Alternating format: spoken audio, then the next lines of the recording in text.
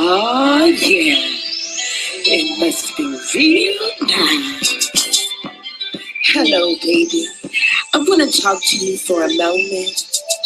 I want to let you know that I think about you all the time. And you're always on the one. It must be nice. It must be real.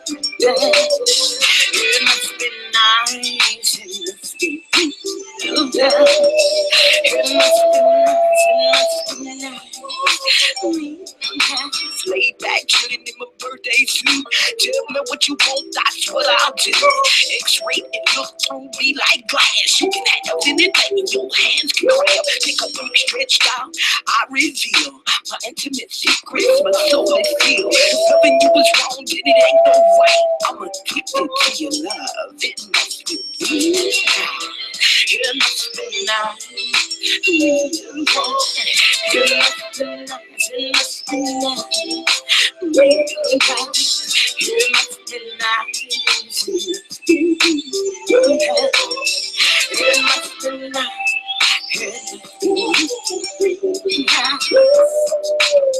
How can you girl around for your pleasure? It must be nice. It must be nice.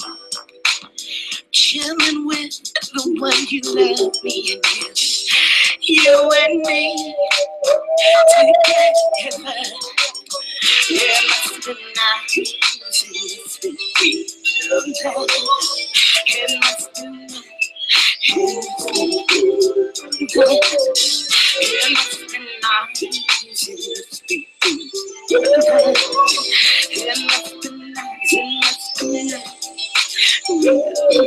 Sweet and bitter like candy should be soft to the touch. My heart's already soft to your honor. I made you feel. I never make a promise that I can't keep. I told you once, I told you twice that I'm down forever. It must be nice. It must be nice. It must be nice.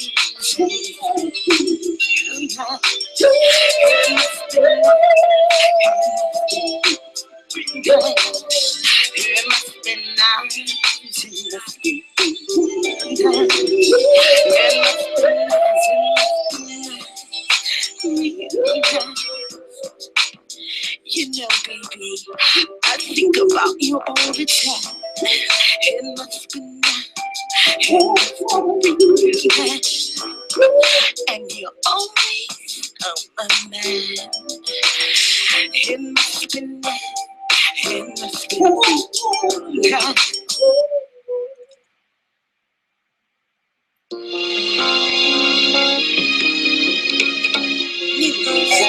Music by Candy,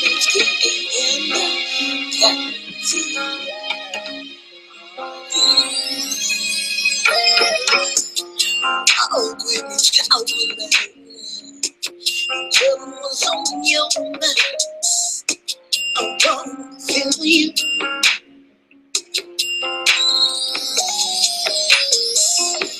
I am saying to you,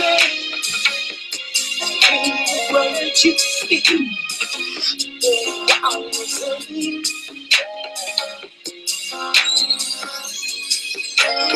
Closer I get to you. Closer I get to you. Oh, yeah. I feel you. I feel you. I feel you.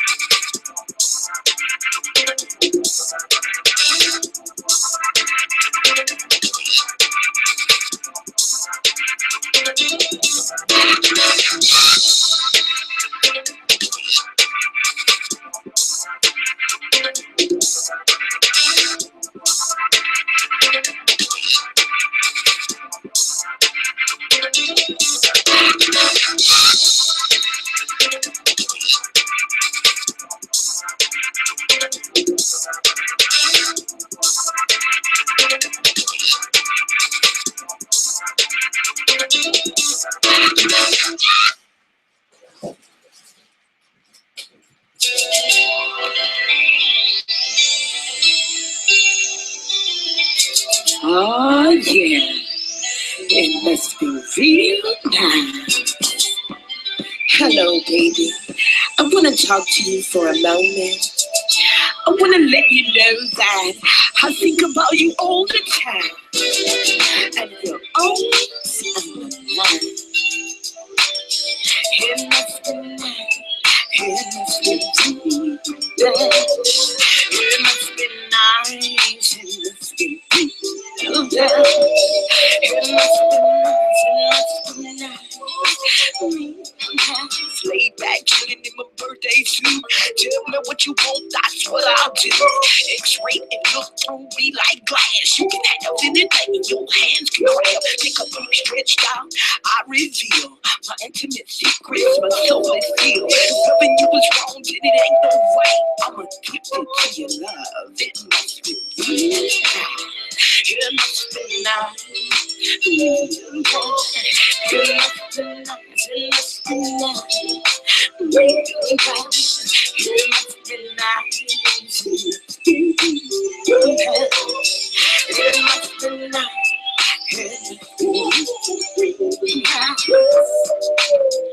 I've been the girl around for your pleasure. It must be nice. It must be nice. Chilling with the one you love me and you and me together. It must be nice. It must be real nice. It must be nice. It must be nice. It must be nice. It must be nice. Sweet and bitter like candy should be soft to the touch. My heart's like to your honor. I made you feel. I never make a promise that I can't keep. I told you once, I told you twice that I'm down forever. It must be nice. It must be nice. It must be nice. It must be nice. It must be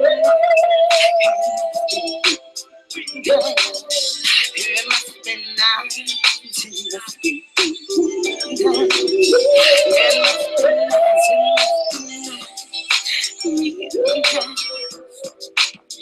You know, baby, I think about you all the time. It must be nice. It must be nice. And you're always on my mind. It must be nice. It must be nice.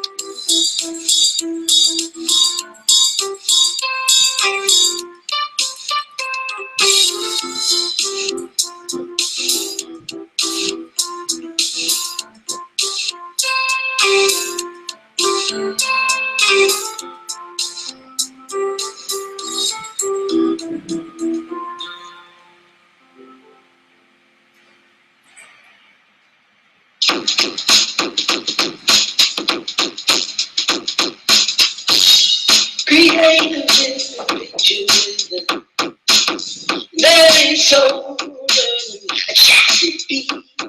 It's magical, but it's so sweet. All music is magic. Presto, and peace there you go. Just like a genie in a bottle. All music is magic. It's something kind of like now. Oh, music. Oh, music. Oh, music. Oh, music. Oh, music is magic. It's eternal. It's heaven come alive. It's eternal. It's heaven come like love. Oh, music. Oh, music. Oh, music. Oh, music. Oh, music. Oh, music is magic. Every good time, every good time, every good time. I play music is magic, and everybody knows.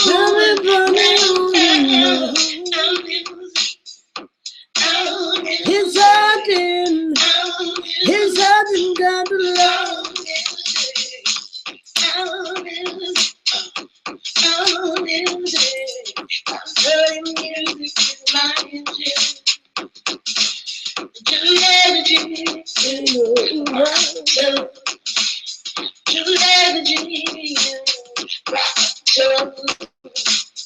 I'm playing music is magic. Every good time, every good time, every good time, I'm playing music is magic. Check it out, lonely kitty with a capital G. She said, believe a real man to me. I'll explode if you try to mess with me. I'm rocking TNT, a wreck shop. Muhammad Ali, moves like a butterfly, sings like a baby. I ain't got no sex, cause I got skills. Now this is how I'm kicking the deal. I got lyrics so fly, it beats so smooth. Anything just to get in the groove. I'm telling music is magic.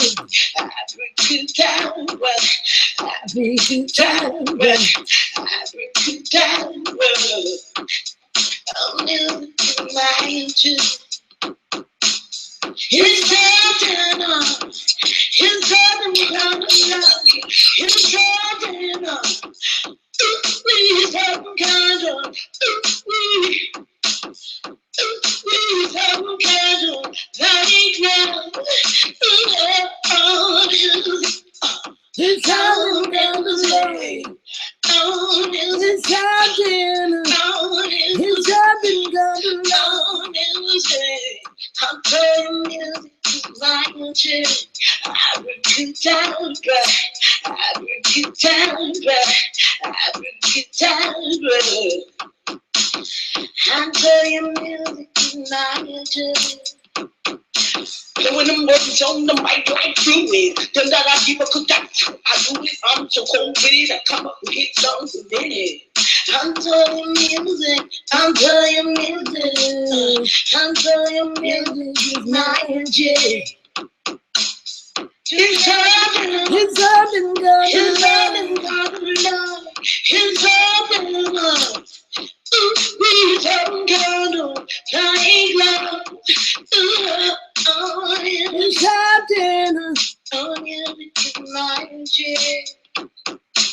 Drop a beat, I'ma put some more in. I'm showing out, I gotta keep it, I'ma put it. I'm telling you, I'm telling you music. I'm telling you music, my music. I bring you down, but I bring you down, but I bring you down, but I'm telling you music, my music. I'm so with it, I come up with his songs and lyrics. I'm telling you, in my head, I will get down, but I will get down, but I will get down, but I'm telling you, in my head, to love you, his love, his love, his love. We haven't got it like we haven't got it like love. All music, all music. His haven't got it love. His haven't. You give your body a no. All music. Our music, tell you music, magic, I bring it down.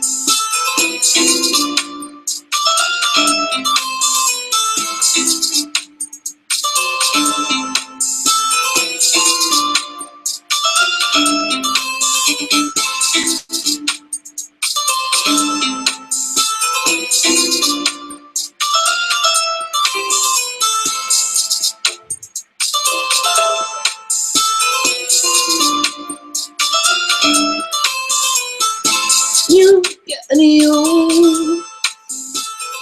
How come we get love? Now it's night time. You got you.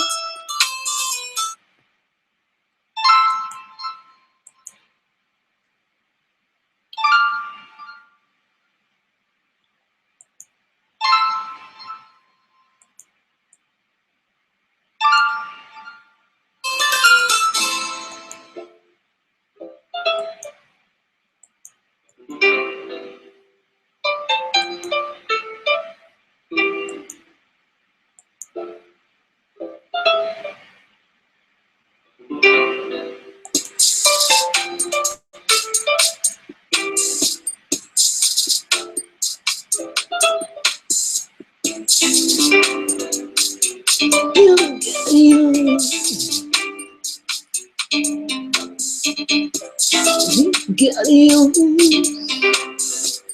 It's time again.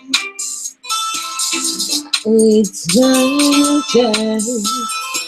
You got you. You got you.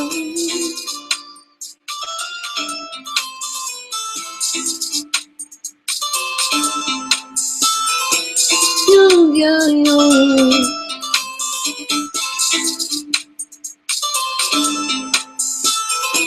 It's time to get love. It's my time. You got you. You know, can't keep the party rocking, but it is keep jocking, trying to steal my flow.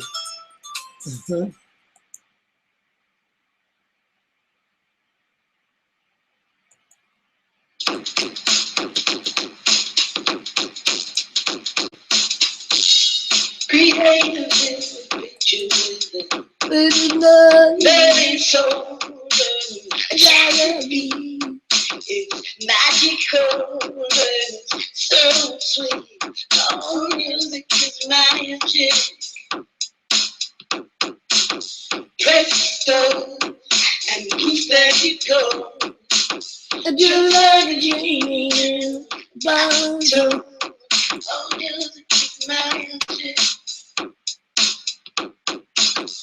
It's something kind of like now. Oh, music.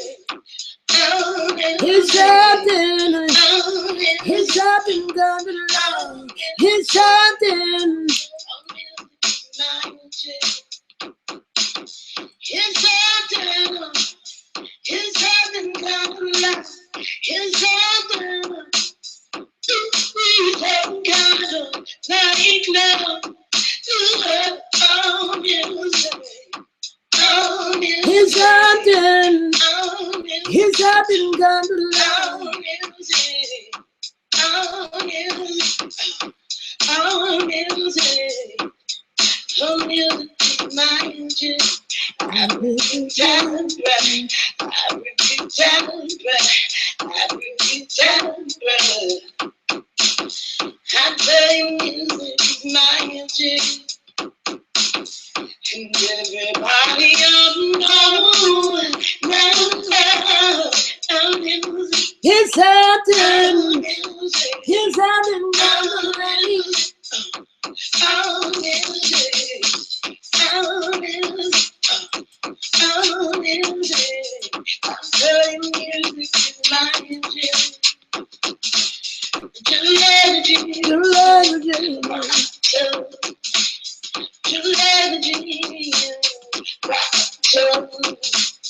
I say music is magic. Every good time, every good time, every good time. I say music is magic.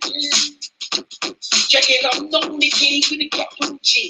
She said, believe a real man to me. I'll expose. They try to mess with me. I'm rocking TNT, a wreck shop. Muhammad Ali, moves like a butterfly, stick like a baby. I ain't got no sex, cause I got skills. Now listen up, I'm getting a deal. I got lyrics so fly, it beats so smooth. And he did just to get in the groove.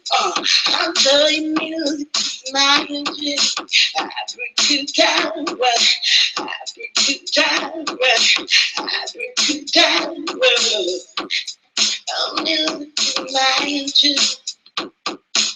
It's something, it's something kind of life. It's something, it's something kind of, it's something kind of like now. Oh, music, oh, music. It's something, it's something kind of life. It's something, oh, music. I'm playing music is magic. Every good time, every good time, every good time. I'm playing music is magic. When them words on the mic like fluid, then that I keep a cookout. I do it, I'm so cold with it, I come up and get something in it. I'm telling music, I'm telling music, I'm telling music, keep my energy. It's happening, it's happening, God of love, it's happening. We don't go to flying love. Oh, you keep my energy. Drop a beat, I'ma put something on it. I'm showing how to gotta keep it flowing. I'm telling you music. I'm telling you music. I'm telling you music is my music. I break down, but I break down, but I break down, but I'm telling you music is my music. I'm so with it, I come up with it songs a minute. I'm telling you, in my head, I break it down, but I break it down, but I break it down, but I'm telling you, in my head, to love you, his love, his love, God love, his love, we haven't got to love. We haven't got to love. It's happening. It's happening. I'm telling you, it's my magic. You give your body unknown.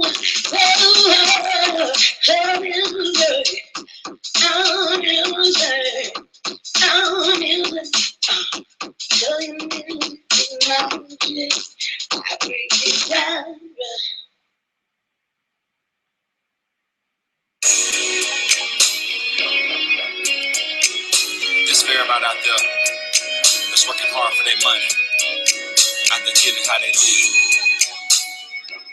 doing what they got to do to make ends meet. It's the American dream. The almighty God. I work hard for my money, so hard for my love. So I work hard for my money, so my money, so my mind, my money, and my money, and my mind.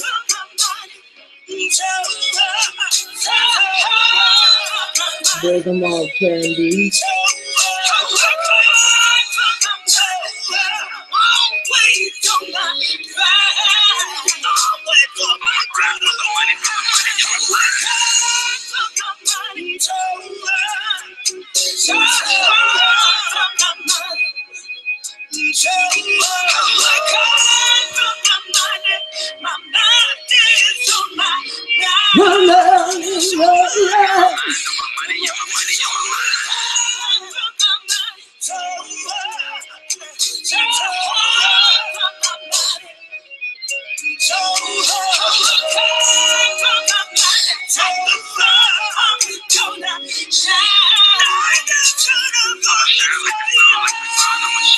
Get into the money, that's where you can find. Christian hit the toe car and rims they shine. Looking for a real boss, G to the wine and dine with. Plus I'm trying my best to get a major label to sign. Top of the line on everything that money gon' buy. State to state, overseas, private jet flying. Everywhere that I go, I see keep spying.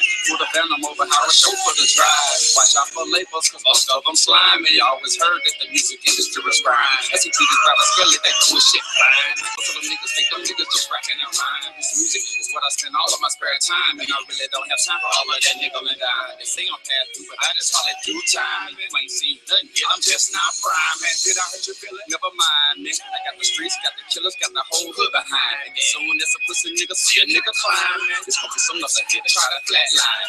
Catch me in the club, yeah, I see you haters eyeing me. I'm strapped and ready to shoot, don't even think about trying. The situation get in my way and it hinders me from grinding. I might just make you do what I say, just like my name was signed.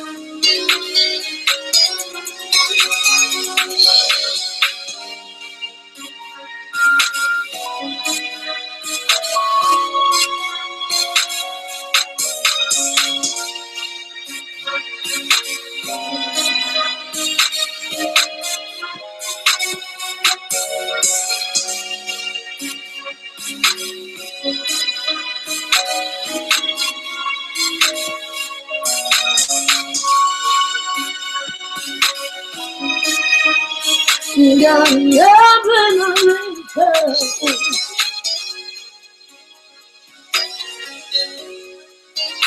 Got love in a winter.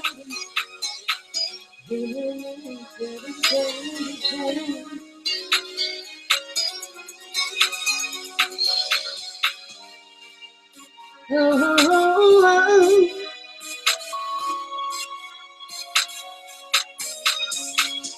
hey, Admin, what's going on, baby?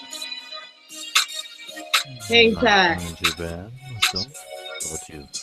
We'll turn this music down.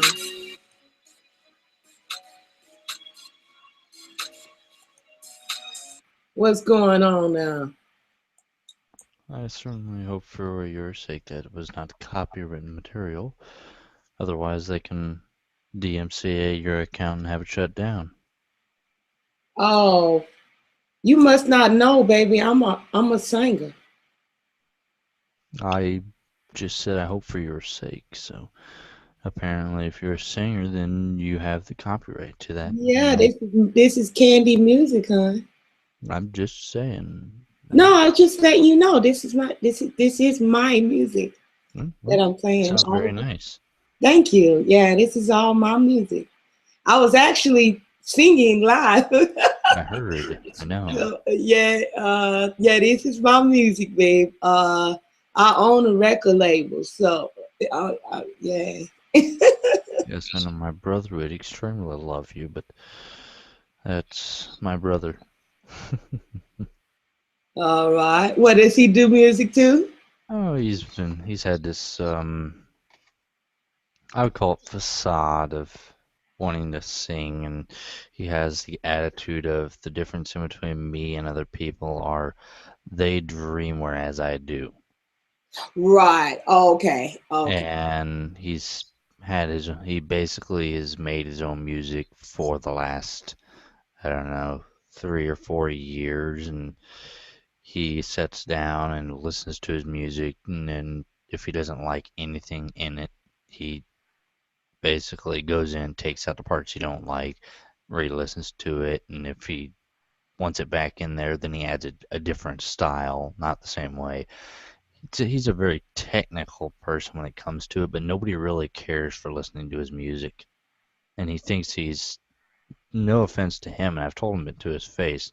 I said to him, no offense, but if there's two kinds of people in this world. There are people that are knowing what they're doing, and there are people that don't know what they're doing, and they're willing to admit they don't know what they're doing. Right. and he just keeps wanting to insist that he's one of those that he knows what he's doing, and I keep telling him, no, you're one of those that you don't know what you're doing, you're acting like you do. Uh-huh. So, I mean, he'd probably enjoy listening to you sing and getting tips off you, but I can tell you, when if you ever meet him, he'd be more along the lines of trying to. He'd be more along the lines, whereas I would be listening to your advice. He would be more like trying to give you advice. Oh. Well, I'm the type of leader, and there are different types of leaders, but well, some people are bosses and some people are leaders. And but I'm a leader, so leaders know when it's necessary to take charge, and they are the best leaders are made of people that know when it's time to take the back seat and allow someone else to take charge. So they know when it's best to do either or. Okay, and that's what makes them the best of leaders. And so, in that regard, I am very knowledgeable about music and um, what is good music, but that doesn't mean that I wouldn't take someone. You know, if somebody has something to add, all right, as far as their knowledge about something, then I'm very welcoming of that, because you can't grow unless you're willing to learn. Always willing to learn. Okay, and so I'll be learning until I leave this earth. And those that's my intentions, to go through life just soaking up knowledge and wisdom, and you know, enjoying doing that as well, because it's such a it's an awesome thing to go from level to level. You know what I mean? As far as your knowledge is concerned, and everybody, even a nobody, can give something. All right, because everybody was born with something to contribute. Even the negative things may contribute motivation. You know, a lot of people told me I couldn't do what I've done with my record label, and but they were my motivation. It wasn't really the people that said, "Go for it, Candy, you can do it."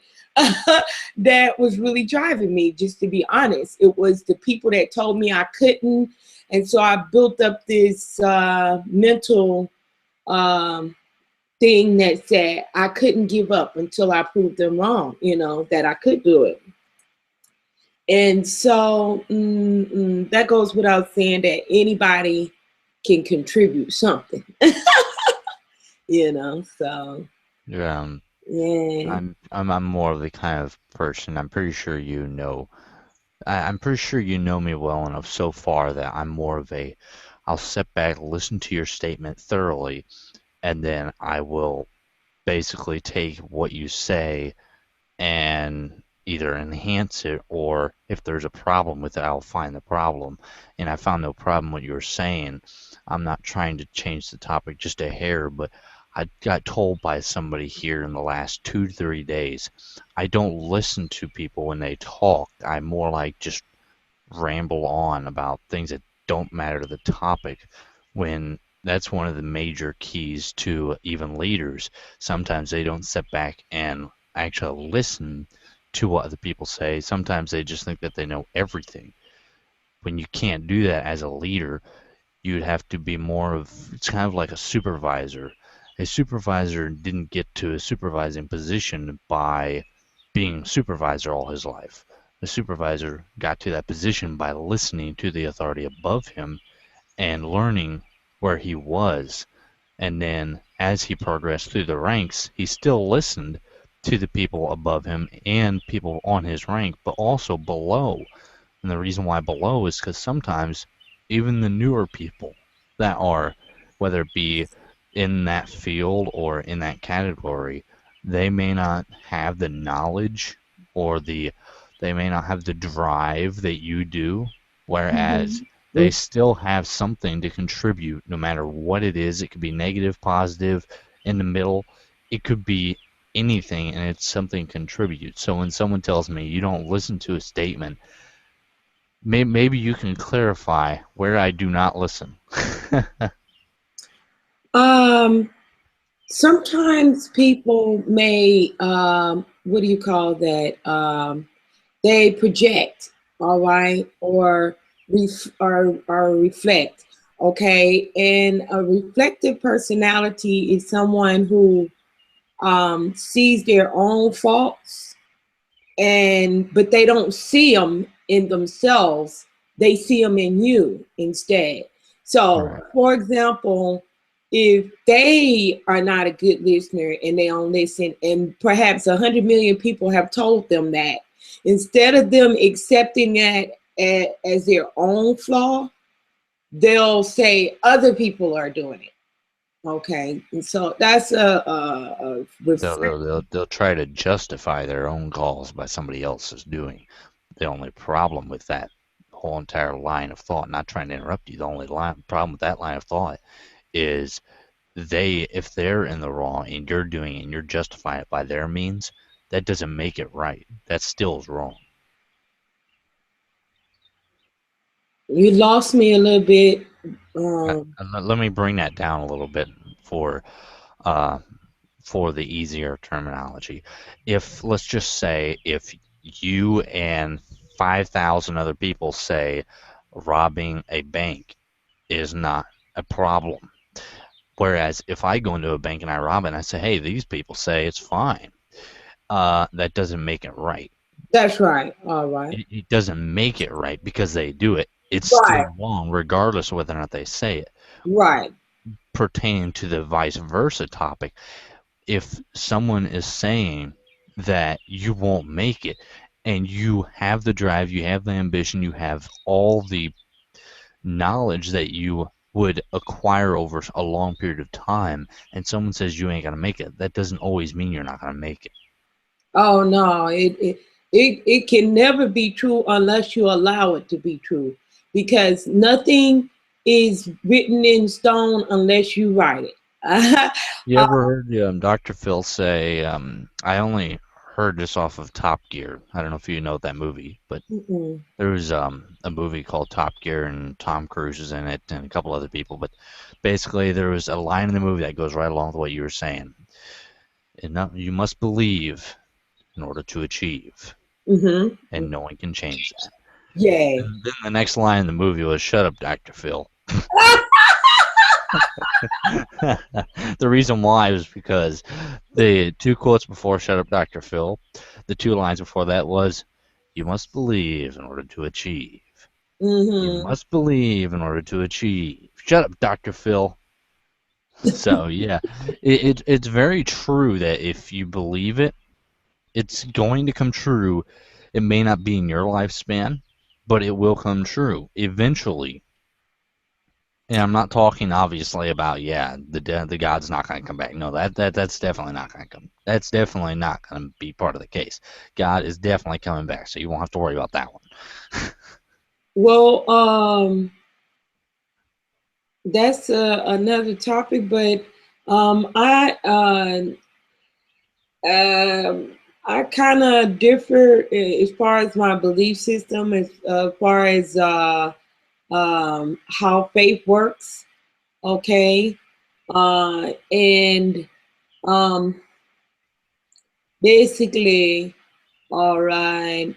The way I operate in faith is I see it happening. Okay, and not in a next lifetime or anything like that.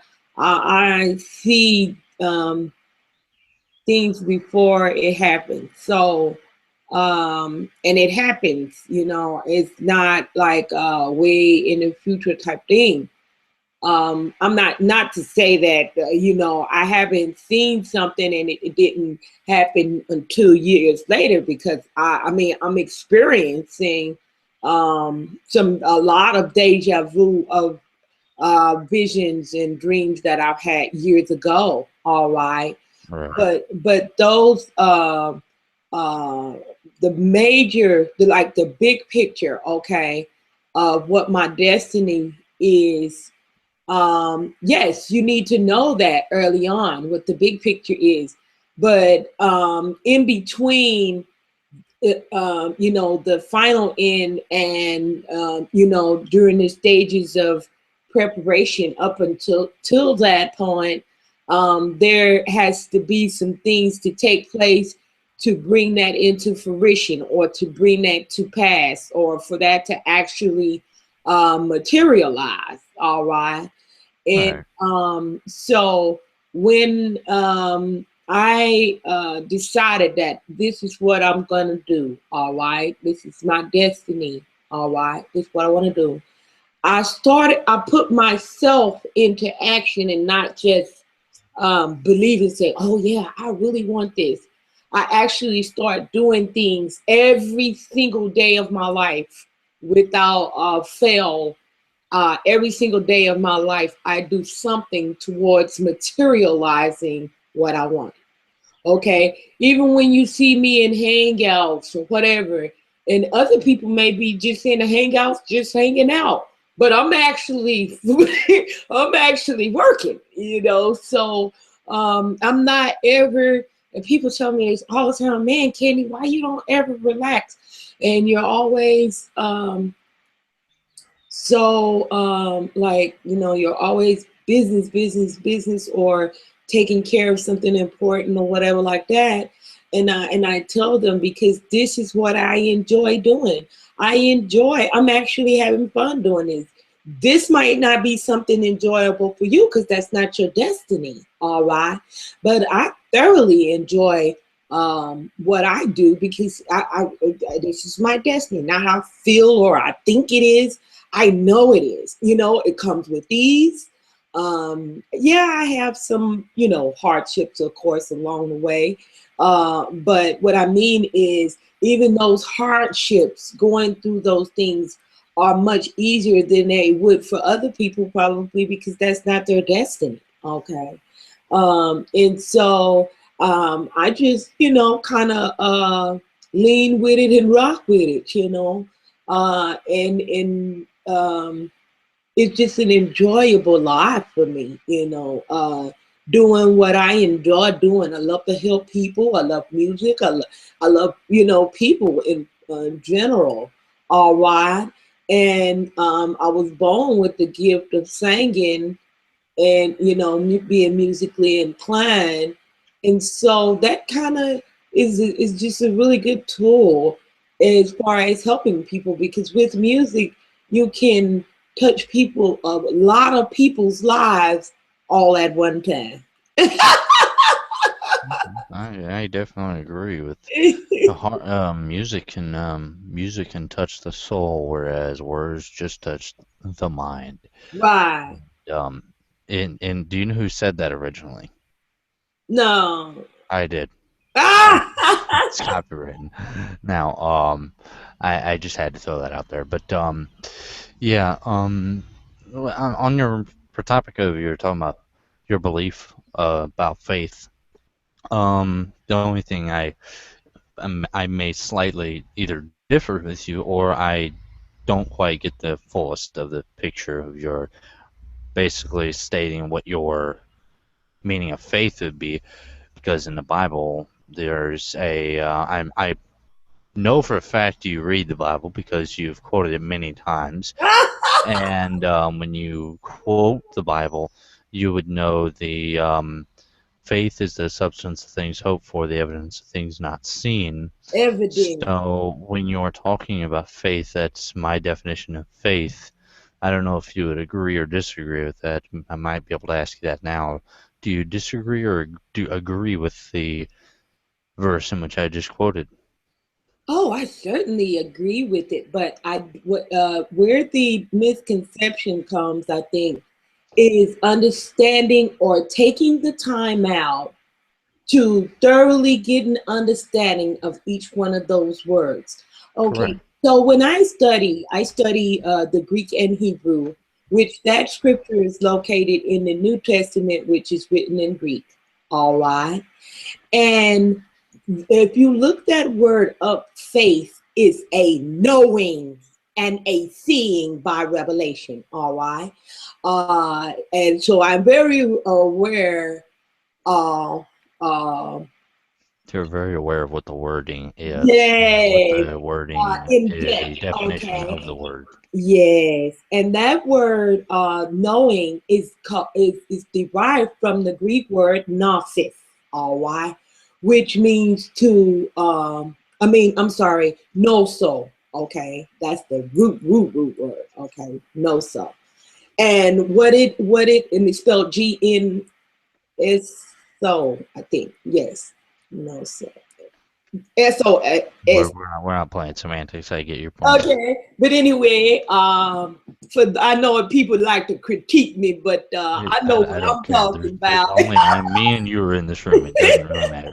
If they come in here, then you'll have to get more explanatory. But I get All right, all right. But I usually tell people just look it up. I've already done it.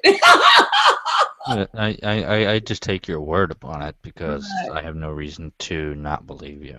right. But I understand what you're saying about you have to understand what each of the words mean. Take the time out and get to know it all and what it actually means when it Right, says what it says.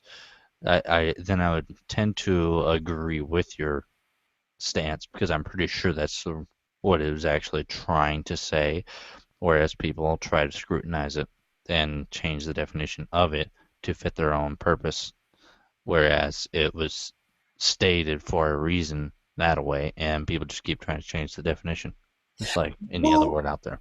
it's more so that people lack knowledge.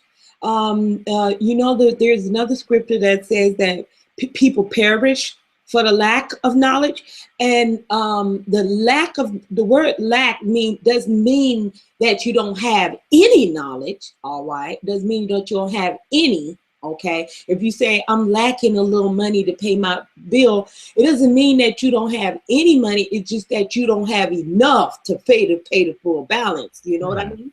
So that's what lack means. So generally what I've found is that people lack knowledge because they haven't put sufficient enough effort into seeking. Okay. And that's derived, the word seek is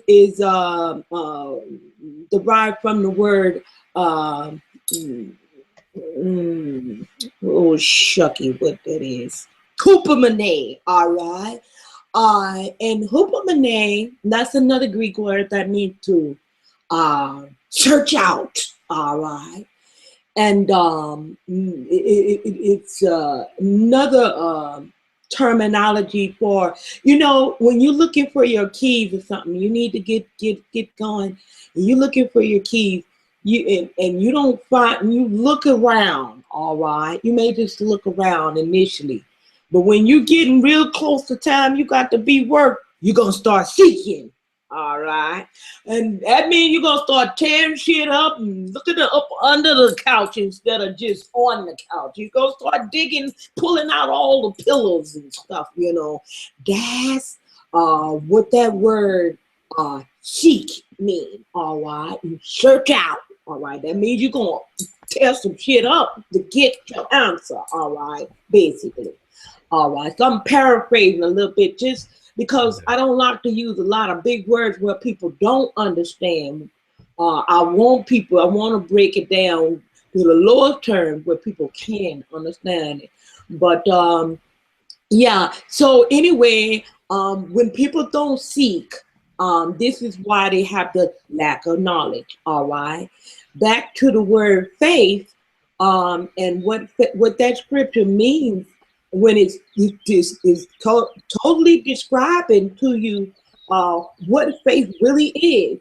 Okay, well, people just kind of, you know, scam over stuff and say, oh, that's what that means.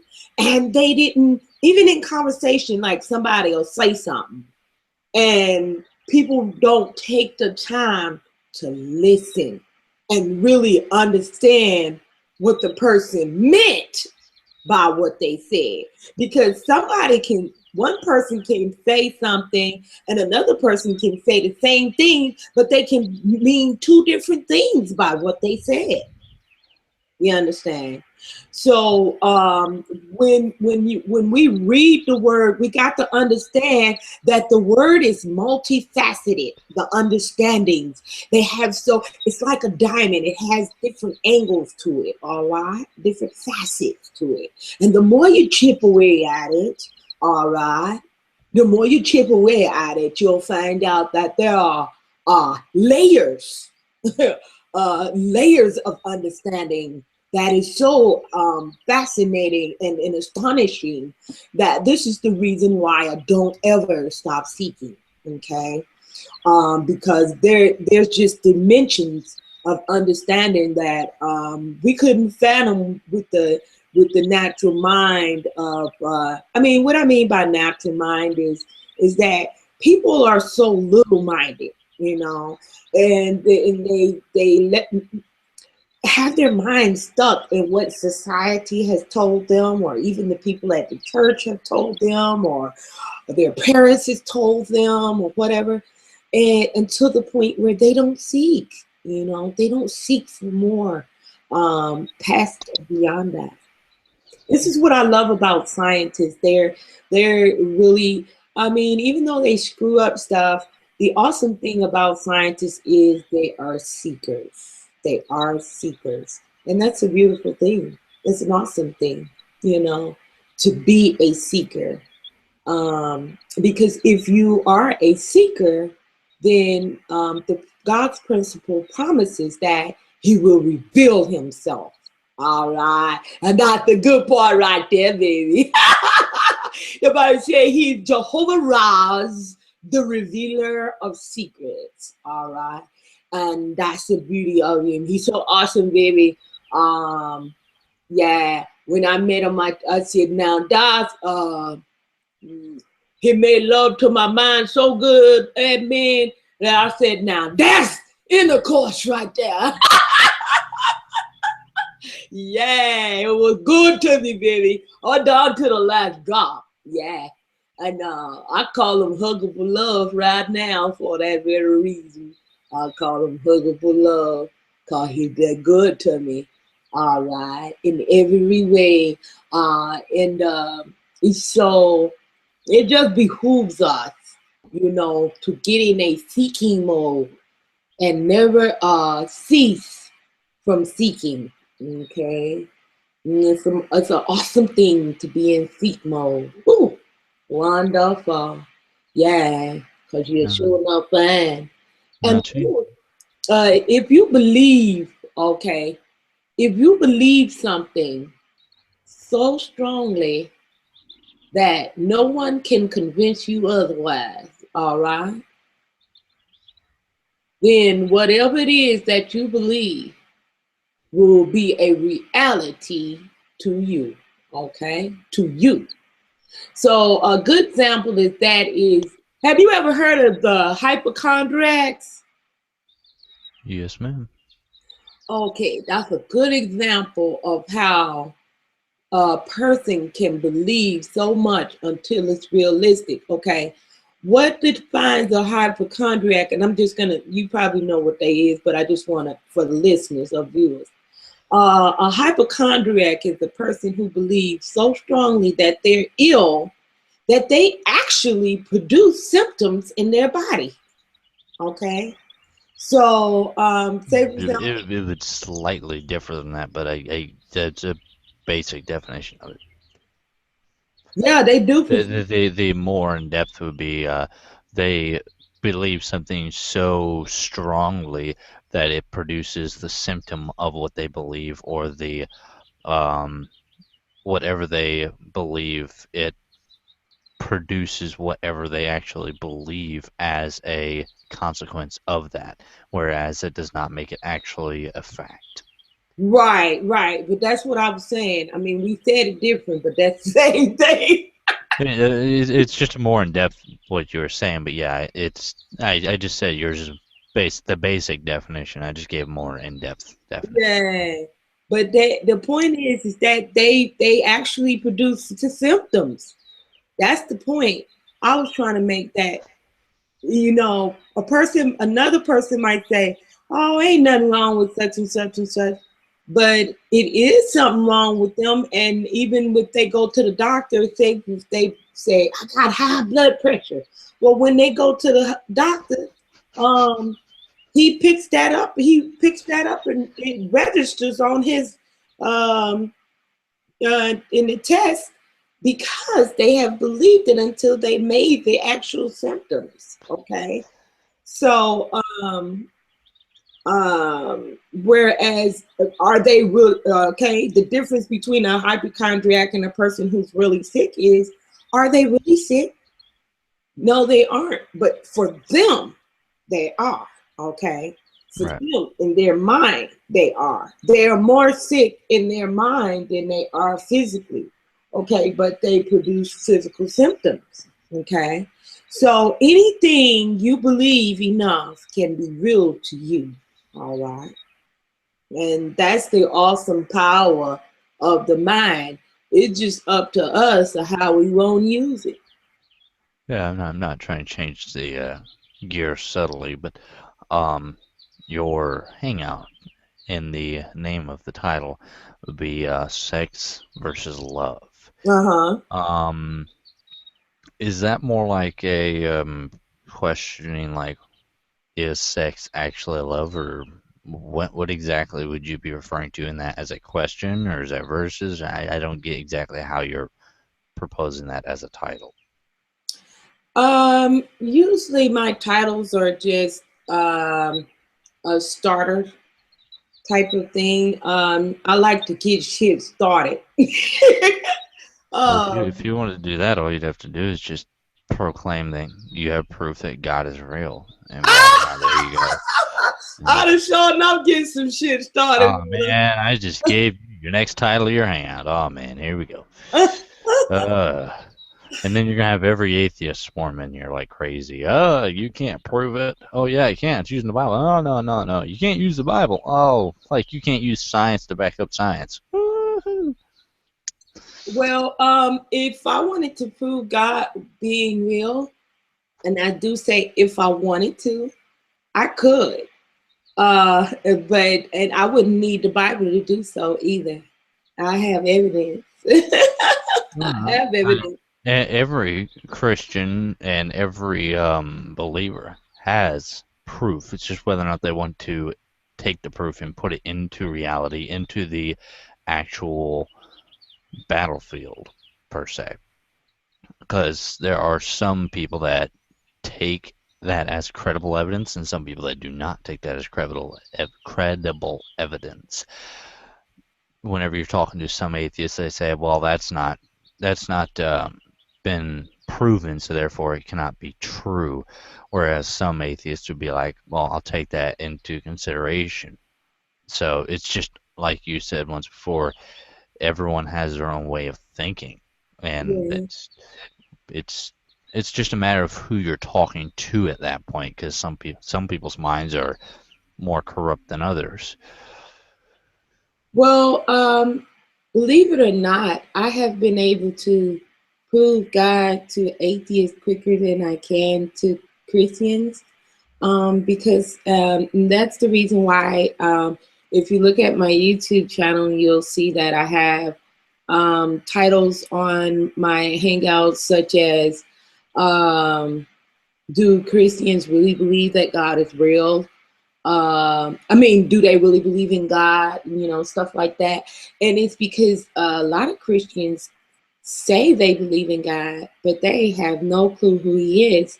So it would be difficult for you to believe in somebody that you've never met. You know, I would think.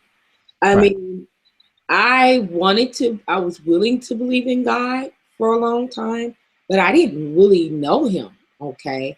So, I couldn't emphatically say that God is real, okay, for years and until 2003 when I met him, okay. But um, like I said, it would be really difficult for somebody to know emphatically that God is real unless you do meet him, okay. And so I wouldn't be convinced myself if I hadn't met him, you know. Now you do know some atheists would say met him in what regards met him. Um, I'm not trying to play devil's advocate, but I just have to throw that in there so the atheists don't have a field day with your statement. oh, I've already had. I probably need to bring out, like, repost some of my encounters with the atheists, because that's the reason why you don't see them on my hangouts, debating me about my beliefs, because I've already convinced them. I've already I've debunked lots of atheists. So you know, I don't have that issue with them coming trying to challenge me. Well, And only thing I can say on that regard is most atheists are not going to just back down because you take them and take their words and twist them or take their words out of context. Whereas most atheists here on Google Plus, I know you're somewhat new, but not all the way new. But I can say this as my experience of Google Plus, they'll make you think that you beat them, and then they'll turn right around and they'll make fun of you, and they'll degrade your whole entire argument. And the next time they see you, they're basically just going to bring up this infatuated new evidence that they supposedly said all along, although they didn't say it. I'm very aware of that already. uh, um, but the only thing is that, like I said, I've debunked everything they brought my way, and they are very welcome to come try it again. I told them to get their shit together and come on back. Yeah. They Just can't even because, get science together. So what does that tell you? well, you know, I've made plenty of videos, um, debunking that. So they can make videos, okay, to make jokes about me, all right, or try to make jokes about what I said or say. But what they can't joke about is that my evidence. All right. One thing about it, baby, I'm mentally retarded and I own my own record label. Ain't much you can do to make fun of that, baby. Well, I'm gonna have the last laugh when it comes to that. All right. well, So, I can tell you this. There was a newscaster one time that didn't realize they were being filmed, and they do you know who the person Cy Robertson is? Curiosity. but are you listening to what I'm telling you though? Yeah.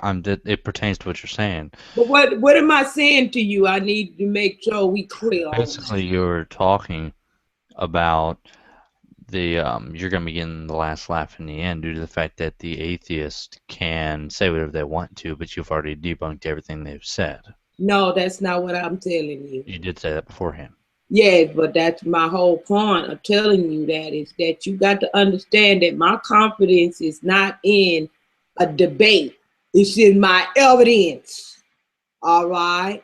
What I got evidence of, I got evidence that when I say the principles of God work, I got proof that they do in my lifestyle. All right. I got proof of my faith placed in action and materialized through me owning my own record label, and the fact that I'm mentally retarded and I'm going against everything that their scientists say that I'm not supposed to be able to do. I'm doing it. All right. So I don't know what kind of evidence they can come up with to try to debunk that, but they can try. All right, they can try. Poor thing. I encourage them, baby, go get the evidence and come on back. All right. But I'll be waiting for them to debunk them again. All right. Because let me tell you something about the wisdom of God. The wisdom of God outranks the wisdom of man. All right. Because the wisdom of man is just a drop in the bucket to God's infinite wisdom. All right. You understand that, baby? All right. So they can't even compare, all right, to the awesomeness of our God. All right. And what we gotta understand is that you gotta, if you don't know who you're serving, all right, you won't know this. All right.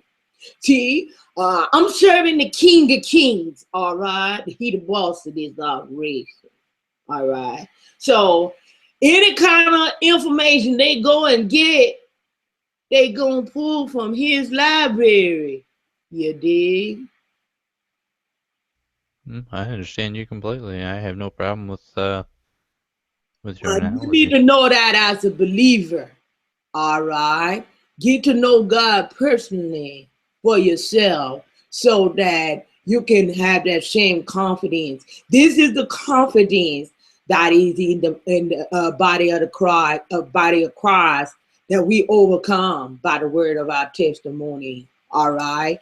And David, this is the same confidence that defeated Goliath. You understand, baby? Because he know which God he's serving. When he went before Goliath to challenge him, all right, you know what do you remember what he said to him?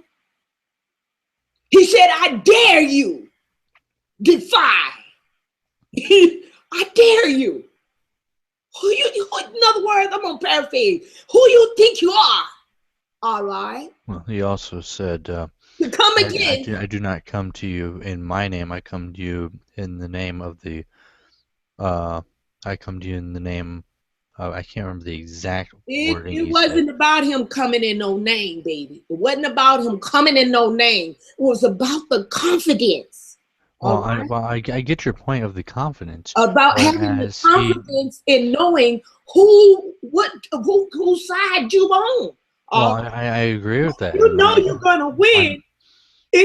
I'm emphasizing that part. Yes, I agree with that. Yeah. Whereas he also did say, I come to you not in my name, but if I'm not mistaken, he said in the name of the Lord of hosts, basically saying, I'm on God's side, you're on man's side, Right. and there's nothing you can do, and paraphrasing obviously, there's Right. nothing you can do that's going to stop me because I am just a man. My power comes from God. Well, um, we'll just stick with what you know best. All right. But we possess that we just stick with what you know, all right. So long as you know whose side we on, that's the most important thing, all right. And who's on our side, all right. Okay. So as long as we know we on the winning team, we'll never have to fret. Never have to fret because we on the winning team. You Okay, understand? can you repeat that again? Because I didn't, my headset cut out. I said as long as we know who team we own and who's on our side, okay? We on God's side and he's on our side. He got our back, all right? And the Bible say he give angels charge over us, keep us, all right? So we got warriors on our side, all right? And we gonna always win, always. Not some of the time, always, always win. I thought I was trying to make sure, because I thought you said in the regards of, you said we do not need to pray. We don't need to pray to win. If I did, Well, if I I'll did, say in this regards, there is a certain purpose of prayer, of basically not saying that I pray for us to win, whereas I pray for us to have the strength to encounter the evil that is going to be coming at us, so we do not fall in sin and we do not fall into temptation, even though we will win. But that's That wasn't what I all. said, I know what you were saying, whereas but I didn't say nothing about prayer. I I, didn't say.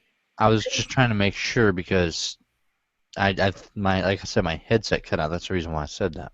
Yeah, I didn't say nothing about prayer.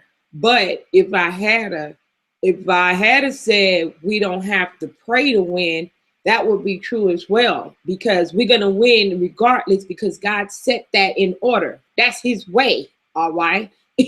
That's just his way. We don't have to pray for his principles that he already laid down to work. They're gonna work regardless. What we pray for is wisdom to flow within, okay, that will, okay. And just like the Our Father's prayer say, give us this day our daily bread, okay. What that, when you look that up and break that down in the lowest terms, okay, what that daily bread meaning is substance, all right. Give me something that will sustain me, okay. Give me what I need that will sustain me for this time, for this period, for this day, for this situation, for this circumstance. All right. So this is what we pray for. We seeking wise counsel. All right. This is what prayer is for. We don't pray so that we'll make things happen, because we do that with faith. See, it's a difference. I would have to go into a whole teaching to explain that, but most important is I encourage you to get to know God personally, okay? Because there are a lot of things of the spirit that can only be perceived or only understood in the spirit. The Bible says that the flesh cannot perceive those things of the spirit. All right. So we got to be filled with the spirit. All right. We filled with the spirit. All right. The Bible says once you have become filled with the spirit, you know all things. Back to that word know, which is derived from the word know so, which means to understand and perceive by revelation. All right. With revelation. All right. Revealing that which cannot be seen by the naked eye, but is a thing of the spirit. It's in the spirit realm. All right. So it's spiritual. It's a spiritual thing that can be Spiritually can only be understood by spiritual, whereas right, worldly can only be understood by worldly. right, right, right. So some things are difficult to explain to uh non-believers, and you can't do that. They're gonna have to cross over. All right. So if they say, well, tell me this, well, tell me that, well, tell me this, there's gonna be a point where there's gonna be that a line, an invisible sort of line is there where you would have to cross over from the spirit to the natural, and they can't come. It's exclusive. All right. It's exclusive. All right. So since it's exclusive, you can't come in. You can't come in here. All right. Because he said these things right here are for the kingdom of God. All right. That's just like you don't let strangers up off in your house, right? You don't let strangers in your house. All right. It's the same way with the kingdom of God and the things of God. We got exclusive stuff that you can't let anybody have access to that. All right. They're gonna have to, be a part of the family, or they can't come in. It's that simple. They can come in. This is why when people say, I used to be a Christian, I say, no, you's a fake Christian. You's a fake ass Christian, because once you come in, you can't unknow what you know. All right. So you don't come in and go out. It don't work like that. All right. Because when you come in, it's the point of no return. All right. And it's a good thing that it's a point of no return. But in other words, you can't come in, get the good shit, and then go back out and take it back out with you. See, that's why. See, no. When people talk about they used to be, you're a lie. Well, when someone says not as of here late, obviously I haven't used it. It's actually the first time I actually thought about this one. When someone would say to me that they never were a Christian, I just so happen to think of, well, if you were a Christian, then what in the world would give you a better feeling of leaving than, well, you not leaving? Because if you're in, you have all the satisfaction you need, whereas if you leave, you have no satisfaction. Right. So they lying. Somebody lying and it ain't So me. someone's either lying that they were saved, or someone's lying that they are not saved. So either they're saying that they are a Most likely Christian. they lying and saying that they were saved. They might have went through, okay, people think, okay, because the church have told people, as long as you say this speech, John 3:16, I accept Jesus Christ as my Savior, that make you saved. Okay, people believe what they want to believe, but the proof is in the pudding. If people say that little scripture and quote it, and they still turn away from God, something ain't right about that. All right, that's all I got to say about that. But something ain't right. All right, because it says clearly. Who was that? Paul said that. Paul said that once you have known him, yeah, baby, I know where you're gonna go back. All right. I know when I did meet him, I said, Shucky, who couldn't serve him? When he started unfolding himself to me and teaching me his way, I said, who couldn't serve a God like that? You know, and everybody that know him personally, said we all say the same thing. So why would you want less than what you had? I don't know nobody that want less than what they had. So something ain't right when people say they used to be a Christian. No, well, you probably used to be a Christian, okay, because I'm not a Christian, but I am a believer, all right. I'm not a Christian. That's a religious way and doctrine. All the rituals and all that bullshit. That's rituals, okay? But when you know God personally, that's on a whole nother different plane right there. That's a whole nother different level. That's not rituals and doctrine and all that kind of stuff, all right? That's the real deal right there, all right? And there is no turning back from that. Because you can't not know something that you know, okay? You can't unknow it. And that's the bottom line to that, all right? So this is why I can, when people say, I used to be a Christian, I know that they probably was a church goer.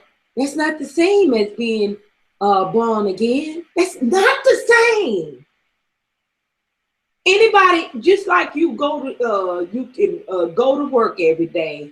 If you go to church, they ain't no different than just going to work every day. If you go into a building, all right, that don't have no effect on your spirit man, okay?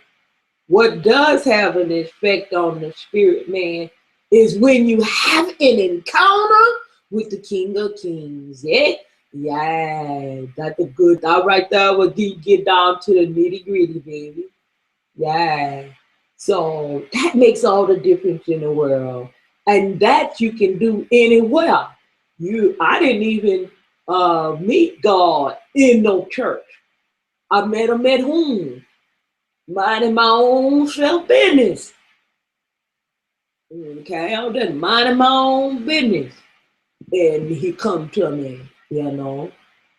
And of course, like I said, I always been a seeker.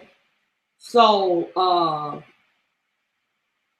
he knew the best time to come to me where I would accept him. All right. And you know, for anybody that wanna know him, they can. So it's no special uh thing that nothing special about me that I was able to meet him or whatever like that. But you do got to wanna. You do have to at least want to, because he's a gentleman. He's not gonna force himself on nobody. Hmm. He So stands at the door and knocks. To that's right. whether or That's not you right. let him in. And then you got to let him in and everything like that. Now, You yep. can also tell a true Christian from a fake Christian by the ones that actually just sit down and quite literally can listen to a topic and quote scripture, and it it would be almost as if you were either reading it or you could um, do an exegesis on the topic. Because if you were a Christian, you wouldn't be able to quote where the stuff was from half the time. You'd just say, oh, it's in there.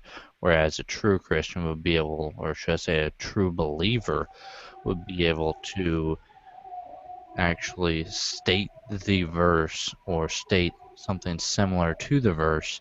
Mhm. And if they're called upon it, then they can show you in the Bible where it actually says what they said.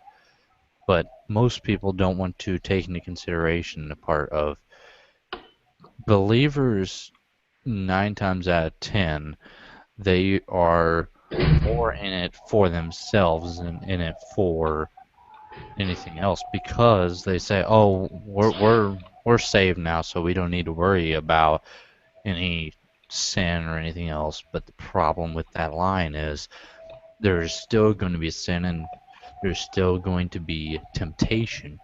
That's when you need to be humble and let God take that from you. Right. And welcome in. How do I say your name? I'm not near my mouse pad, so I can't quite get down there. Hi, Farrah.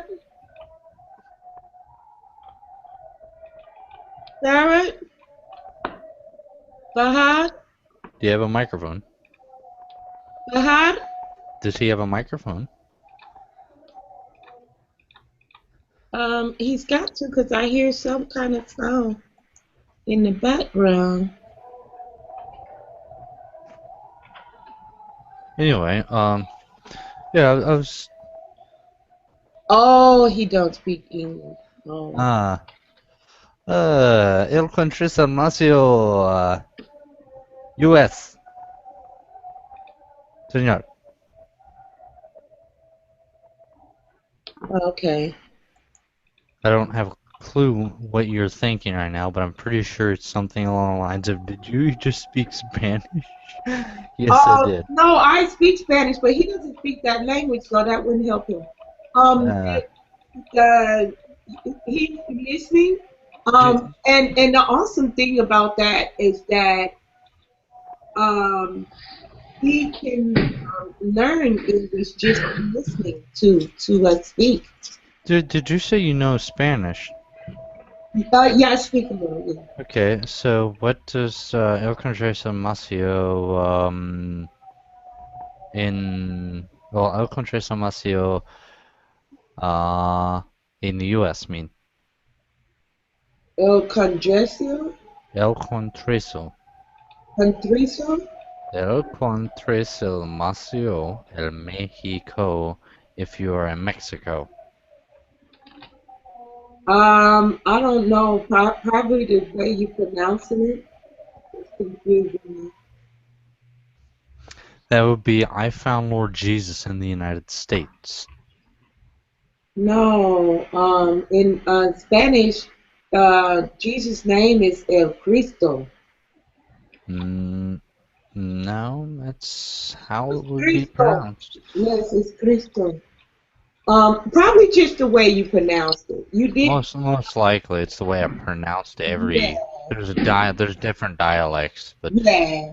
yeah, I get your point. The only thing I'm saying is I found Lord Jesus Yeah. in North Carolina, actually. In North Carolina, I believe it was 14 years ago. Oh, okay. I'm going on my 15th birthday in Christ here in the next probably 3 months. Oh, okay. Yeah, I met God back in 2003, and it was such an awesome experience. He blew my mind, and I've never been the same since. And it wasn't. You know what? When I met him, it was an awesome, awesome, awesome experience. All right, but there wasn't a. I won't say that it wasn't a drastic change in me as far as it wasn't instantaneous, but it was a rapid change as far as um, I was drawn to him, and the more I began to spend time in his presence and talking to him and stuff of that nature, I would want to be, talk to him more and he said, I desire to commune with you. All right. So that's what I did. I communed with him daily. And from that point on, I began to humble myself to him. And the more that I humbled myself to him, um, the more I began to have more understanding of his way. Okay. And what he told me was all the things that I had learned in the past that from the church, he said, that's not my way. I'm going to have to teach you my way. All right. And I said, okay, I trust you and everything like that. And so some things I kind of warred with it. I said, well, they told us this and we was taught. And he said, well, I didn't tell them that. They made that stuff up. So you're going to have to let that go. And I said, okay. And I just submitted to him. He was so sweet. He was such a sweetheart. I sure couldn't tell him no. Well, I can say it this way: when I became a Christian, my testimony is a very funny story. I was in the back of the church. We always come in the back because my dad was the sound booth guy, and we always sit in the back. And the sound booth was sitting right beside the front of the stage. And I came in, and we were sitting in the back, and my dad went up to the sound booth, came back at the end near the invitation, just so he could be around his family for the end of it, because he wasn't around through the rest of the service.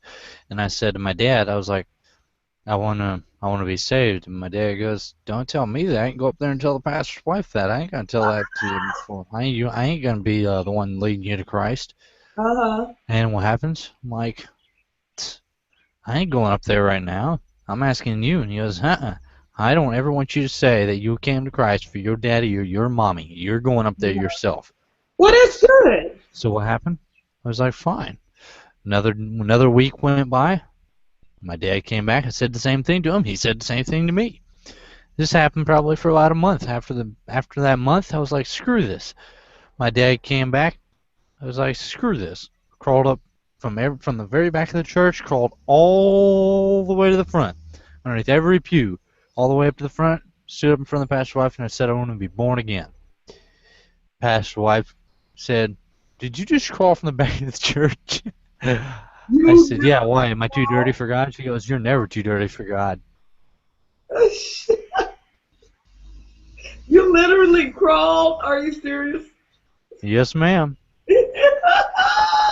I was 5 years of age. Oh, you was a little kid. Oh, okay. What did you think I was like? I don't know. 15, 17? I mean, well. Well, I can tell you, here in probably about another month or so, I'm gonna. It's not something that a lot of people look upon, but it's, I'm gonna rededicate my salvation to God again because it's kind of like whenever you have a old, old lantern and you turn the wick down because it's been burned so much. Mhm. When you want to rededicate your salvation, you're putting more oil on there to where it can burn a lot Mm, hotter and show people that you're not in it for yourself, you're in it for God. You're willing to give Him the credit, and He'll give you something in return. And it's not something you give and expect in return. He will do it regardless. mm. Yeah. Well, whenever you do decide to Called rededicate, rededicate. That's what it's called, by yeah, the way. whenever you do decide to rededicate, um, ask God to fill you with His Spirit. You need to be filled with the Spirit, huh? With the evidence of speaking in tongues. Um, you're gonna need that in this next level that God will have you to move forward in. Okay, and it's very necessary um, for you to walk in His divine will. Okay, so I just encourage you to do that, and it's an awesome thing to keep that fire burning. All right. Because it's just like a marriage relationship. Sometimes that fire get a little low, and you have to rekindle it. So that's the awesome thing if you're gonna do a rededication. But I would encourage you that at the same time of your rededication, it would be an awesome thing for you to also take it to the next level, all right? And to be refreshed with the new anointing, all right? That the Spirit of God will fill you from the crown of your head, to the sole of your feet. Saturate you from the inside out, because He's able to do that. And it is necessary for you to walk in your destiny, and then for you to walk completely and totally in the will of God, and do all that He has called you to do. All right, and we desire, those that love the Lord. We desire to please Him in every way. All right, and so there's a song that we used to sing in church that says, um, "It is the cry of my heart to follow you. It is the cry of my heart to be close to you. It is the cry of my heart to follow all of the days, all of the days, all of the days of my life." So, that is the cry of the believer, all right? To follow God all the days, all right? And be led by His Spirit, all right? Because He promised, He said, those that are led by the Spirit of God. all right, that they would delight in his way, all right, and we find delight in him, all right. We delight in him. It's pleasurable. It's pleasure in his presence. All right. Everything you need is in his presence. All right. So I will be praying for you that that God will fill you, okay, from the inside out and saturate you. All right. Um, and give you a refreshing of the spirit, so that you can um, go to the next dimension in Him, because it is necessary. We can't really please God unless we are continually going to the next level in Him. All right. So that's awesome. When you was planning to do that? Probably here about the next month or so.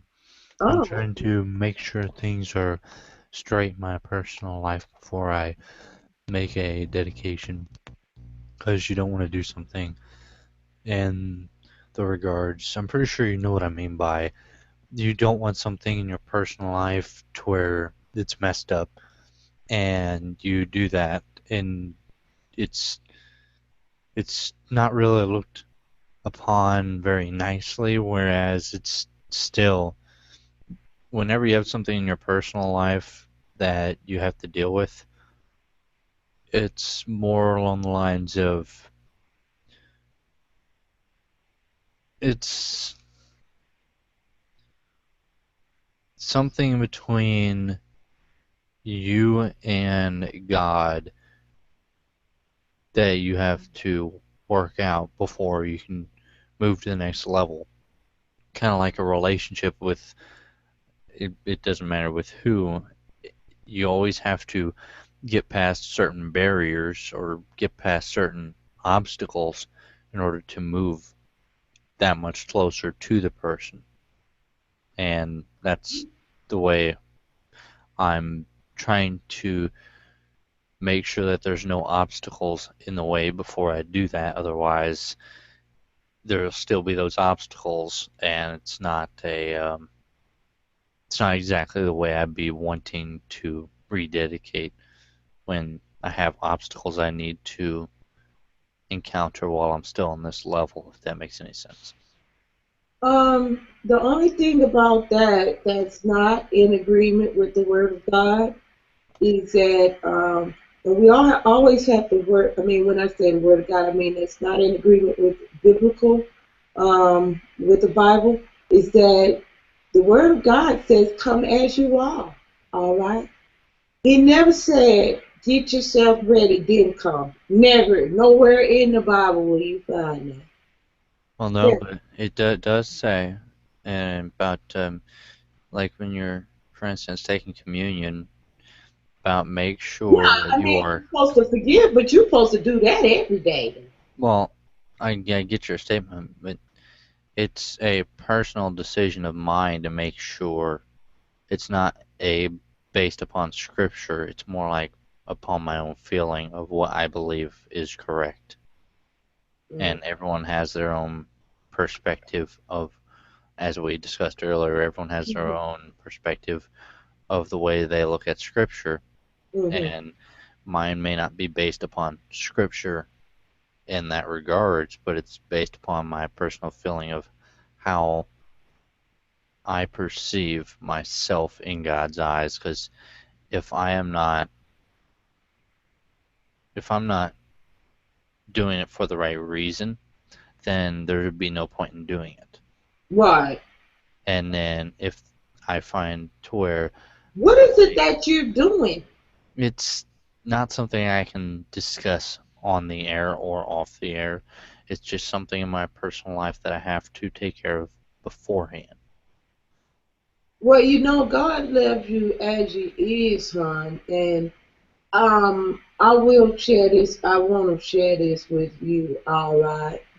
When I met God, okay, I'm gonna tell you, when I was filled with the Spirit, all right, I was at home, I was unsaved and so forth. Okay.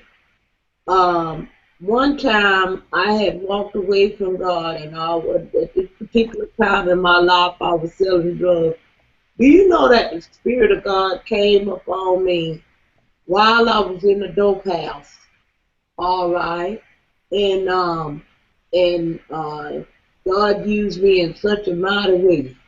All right, He used me in such a mighty way that even when the a couple of years down the line, when the police investigator was had took me downtown for questioning and interrogating me, they said the detective, his name was Detective Abbey. I never forget him.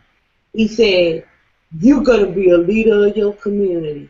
Now this man didn't even know that I was filled with the Spirit of God, and I had was a ordained minister, and I had fell backslid or whatever. All right, and but he seen the Spirit of God in me. All right. So my point is for saying that to you is this: that God don't care nothing about your current condition. All right. He don't care nothing about your faults and your flaws. He don't care nothing about that. He said, "I came for those He said, those that are well have no need of a physician." All right. So it just don't make spiritual sense to get yourself together, then come to God, because He's the one that's got, you're going to need Him to get you together. All right. Or if you want to be got together right, you're going to need Him to do that. All right. So why would He tell you to get yourself why would He have that as a requirement for you to come to Him when He said, "Come unto me, all ye that are laden, heavy laden, and I'll give you rest." All right. So He's saying, don't worry about uh, all what everybody else talking about, and don't worry about what you think ain't right. I got you. I'll take care of you. And he'll help you get that right, because um becoming whole is a process anyway. Okay, it's a process. You can't do that in a month. You're not going to be able to do that in a month. Okay, because wholeness comes here. All right, starts here, and He got to work on you.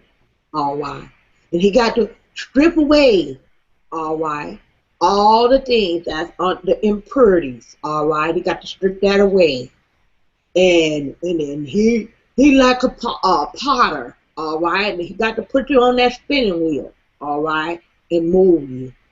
And any real any what do you call that, craftsmen that do that pottery, they know that sometimes if they apply too much pressure to that clay, that it'll fall apart in their hand.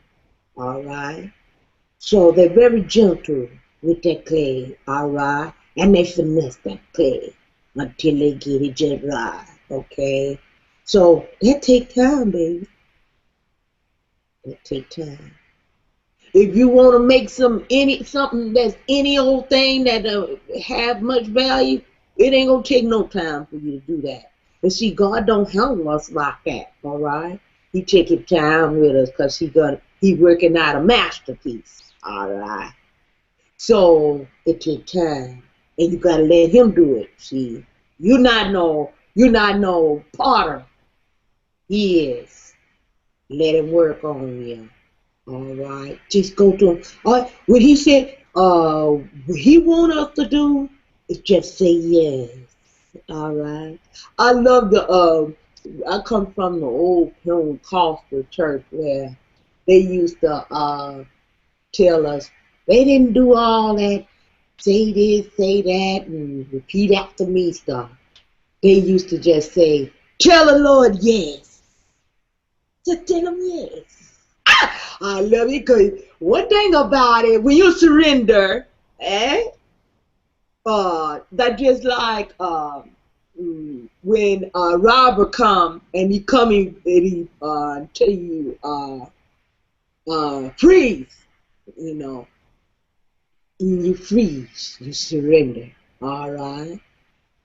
And when the police tell you freeze, you're under arrest, you freeze, all right. So uh thank God he's not that demanding and he's not gonna tell you to freeze. He's gonna let you surrender on your own. He could like that, baby. But the most important thing is that you freeze and give up. All right, surrender. Just tell him yeah. You'll be surprised. Ain't much to tell him, but to tell him yeah. See, Senor. Yeah. Well, I'm actually gonna be heading out here in the next couple moments because I got something I have to take care of. But it seems as though your new hangout personnel is not in the talkative mood today. Who? um, Ferret, he already said in the chat box that he don't speak English. What can he say? I know. The only thing I'm saying is, uh, yeah. I mean, I don't know how you'd be operating that, but yeah, if you have no one really to speak to, then how in the world are you gonna be staying alive other than putting that thing back up and listening to music? I'll be all right. I'll be all right. I'm trying to make sure because although I'm gonna be leaving, it's gonna be kind of odd you're being in here with nobody else that speaks your language. You'll be surprised, hon. There's certain things that's universal language. All right. Well, if you need me, you can contact me on Google Plus if Oh, I just so happen to be on. okay. If not, then I'll be around. All right. Nice seeing you again, Candy. And And you, may the Lord bless you. you too, hon. Have a good day. Yeah.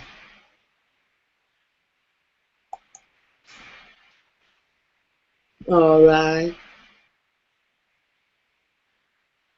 Well, we got up and the subject went from, well, I guess we never did really was talking much about um, sex versus love, but and on a spiritual level, um, what we was talking about is a intimacy, an intimacy with God and getting to know Him on an intimate level. Many times people don't take the time to get to know one another, okay? And they rush into sex with other people, all right? And what happens is because there is no love involved and there's just this sexual uh, act of, you know, coming together, that there's a spiritual bond created between two people that don't have a spiritual uh, understanding of one another. All right, so it starts a connection when you have the sex, and then but it's kind of it's like a broken connection. It's just kind of like if you have an internet connection, okay, and you connected, and you connected enough where your whatever your device is says that, and you're looking at, and you got a bar or two, and it says so. It says you connected, but you don't have enough connection really to get through completely. All right, and that's the difference between sex and love. And when you're just having sex with somebody, all right, you just got a connection, all right, and it's a weak, very weak connection, okay. But when you have sex and love and the intimacy of getting to know a person, all right, then the stronger that connection is, all right. And then you get the high speed, whatever they call it now, connection. And so, matter of fact, recently I just had an upgrade done on my internet connection, right? Because I could get online, I could upload stuff, I could download stuff, but my connection wasn't that strong, okay? And because my connection wasn't that strong, sometime I could be in the middle of uploading something and the thing would crap out on me. And I'd be so frustrated. All right. I'd be so frustrated because I'd be trying to get stuff done. I'd be multitasking. I might be uploading one thing and downloading something else, and and working on something on my record label website on this page, and I got this window open and that window open and everything. So I have all kind of stuff going on, all right, but I haven't made the connection, all right. So this is how many relationships are formed. We got a lot of stuff going on, all right, but we ain't made no connection. Yeah. So with this current event, people are so disturbed about the government legalizing gay marriage. All right. Now, many of the Christians, they're in an uproar and everything like that because they don't think that they feel like it was wrong, so wrong, that the government would legalize gay marriage, all right? But what they don't understand, the Christians don't understand, is that when you make a union, all right, and when you bonding, when you're making a connection, all right, with somebody, okay, whether you doing it with a man or woman, okay, and it's not of God, all right, whatever the consequences is to that, those individuals will have to accept those consequences. You don't, so why you worry about it? That's their business. You're not gonna go to hell, or you're not gonna, if you, well, people that believe in hell or whatever like that, yeah, all right. But anyway, you're not gonna have to suffer any consequences to what somebody else is doing with their life. So you trying to control somebody else and what they doing in their own self-house, you is out of line, because that ain't none of your damn business, all right? Because this world belongs to the world, all right? What did Jesus say? He said, render unto Caesar what belong to Caesar, all right? That fucking piece of paper that they giving out, or they issue out to say somebody married, don't mean shit. It don't mean shit. It's just like people that get degrees and don't even know the craft that they got the degree for. The paper don't mean shit. You can buy that If people say got preaching license, piece of paper that say they are preaching, God didn't call them. You can buy that. That piece of paper don't mean shit. So why are y'all so distraught about the gay people getting a piece of fucking paper? You know, that don't really make no sense like that. That don't make no sense at all. That don't make no damn sense at all, I tell you. It's just a piece of paper. It's just a piece of paper. Nothing more, none less. Who cares about their fucking piece of paper?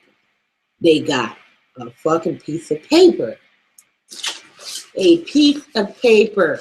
Y'all are just all online, just disturb people getting high blood pressure about a piece of paper. A fucking piece of paper. Where they gonna go in front of the judge, and the judge gonna tell them that they said they is going before the judge and saying that, okay, we gonna sleep together. So what? So in the hell what? They gonna do it with or without the damn paper. What doesn't matter if they have a piece of paper that say they gonna do it? God is the ultimate judge.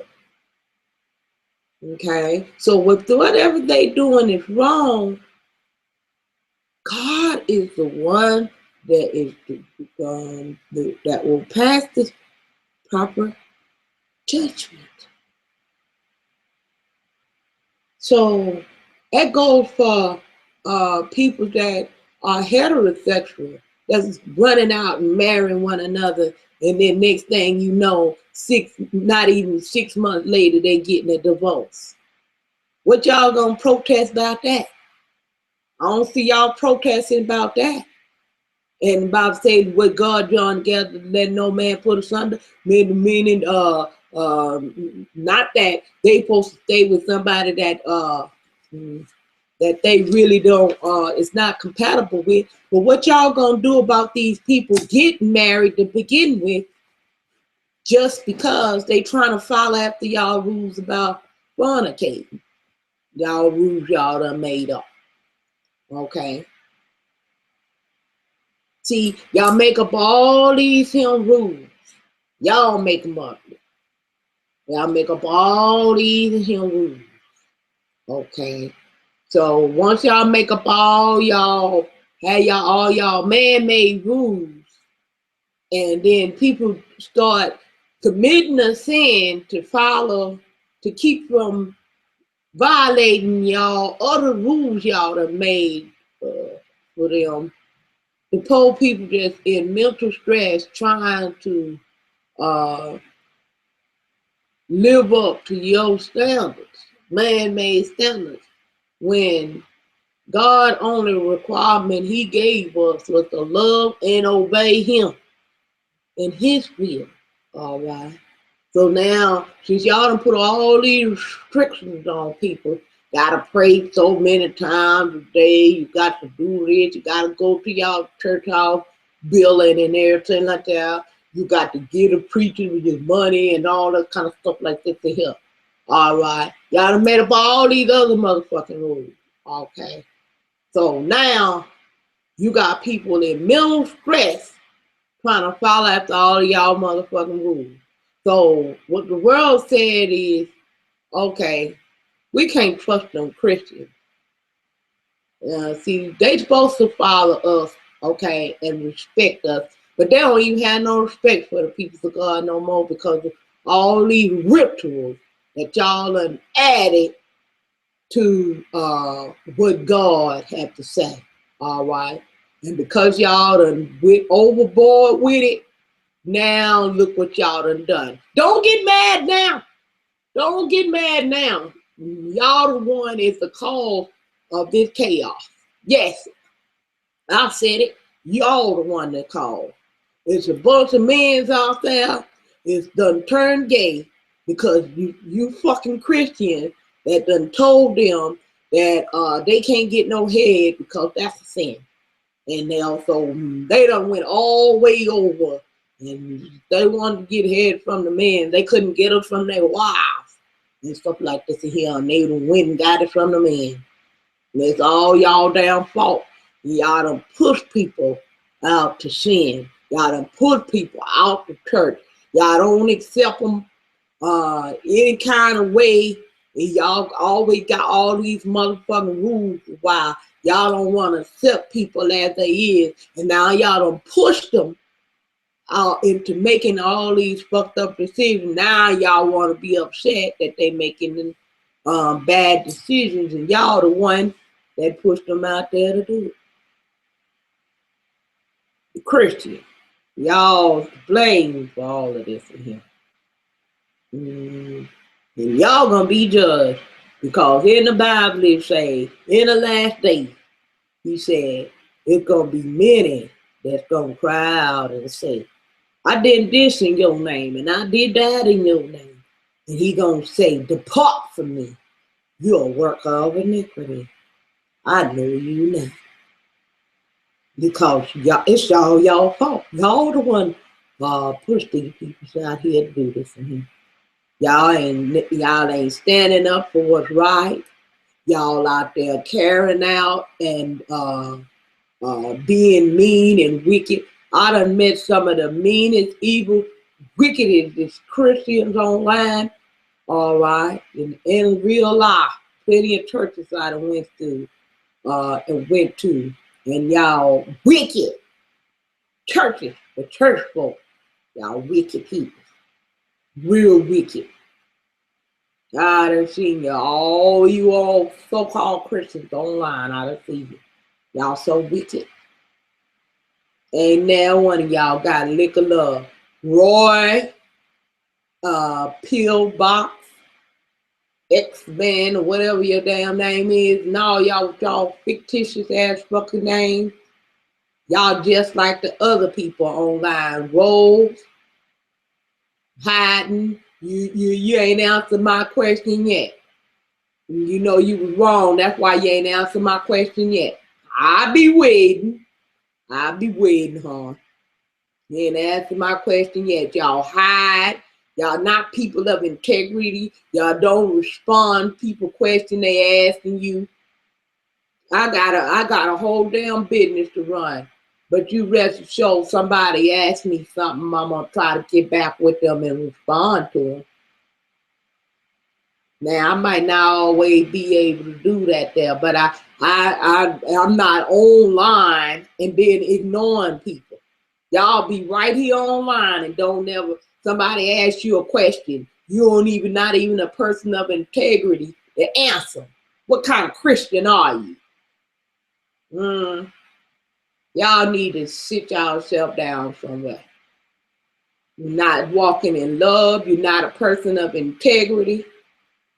Y'all need y'all asses whooped.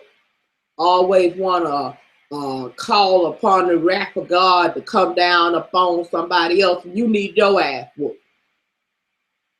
Not showing love to the people. The poor atheists, they've been hurt. You could tell a lot of them been hurt. It's so obvious. Poor thing, they so fragile and stuff. They only got a big bark, but the poor thing, they're like a little chihuahua. They're barking away, but it does a little fella. He ain't gonna do nothing. He does a little fella. You might nip at your knee, at your ankle a little bit, but he does a little chihuahua. And that's how I see some of these atheists. They just little chihuahua, and I'll probably pronounce it wrong, but you know the atheists. They're just like a little chihuahua, the little bitty dogs, or whatever like that. They've been barking, and they ain't gonna do nothing. Okay, they ain't gonna do shit. And y'all need to realize that people need to be loved and treated with compassion and greeted with kindness and forgiveness. Yeah, sometimes you have to rebuke a person, but even that needs to be in love. Even that needs to be in love. The motives has to be love. And y'all don't like it, Roy. You and what's his name? Y'all kicked me out that room the other day. Because I was talking to y'all about love and treating people right and stuff. And y'all ain't had no light shining where the atheists could see the difference between you and what the world is teaching them. And y'all got mad and y'all kicked me out that hangout. But God seen y'all when y'all click that button. Y'all gonna be punished for that. Y'all gonna be punished. Y'all, because you know what the Bible say, touch not my anointed, do my prophet no harm. And y'all did that there. And it's sad to say that the unbelievers didn't want y'all to do it and y'all done it anyhow. And that's so sad and wicked. Y'all wicked.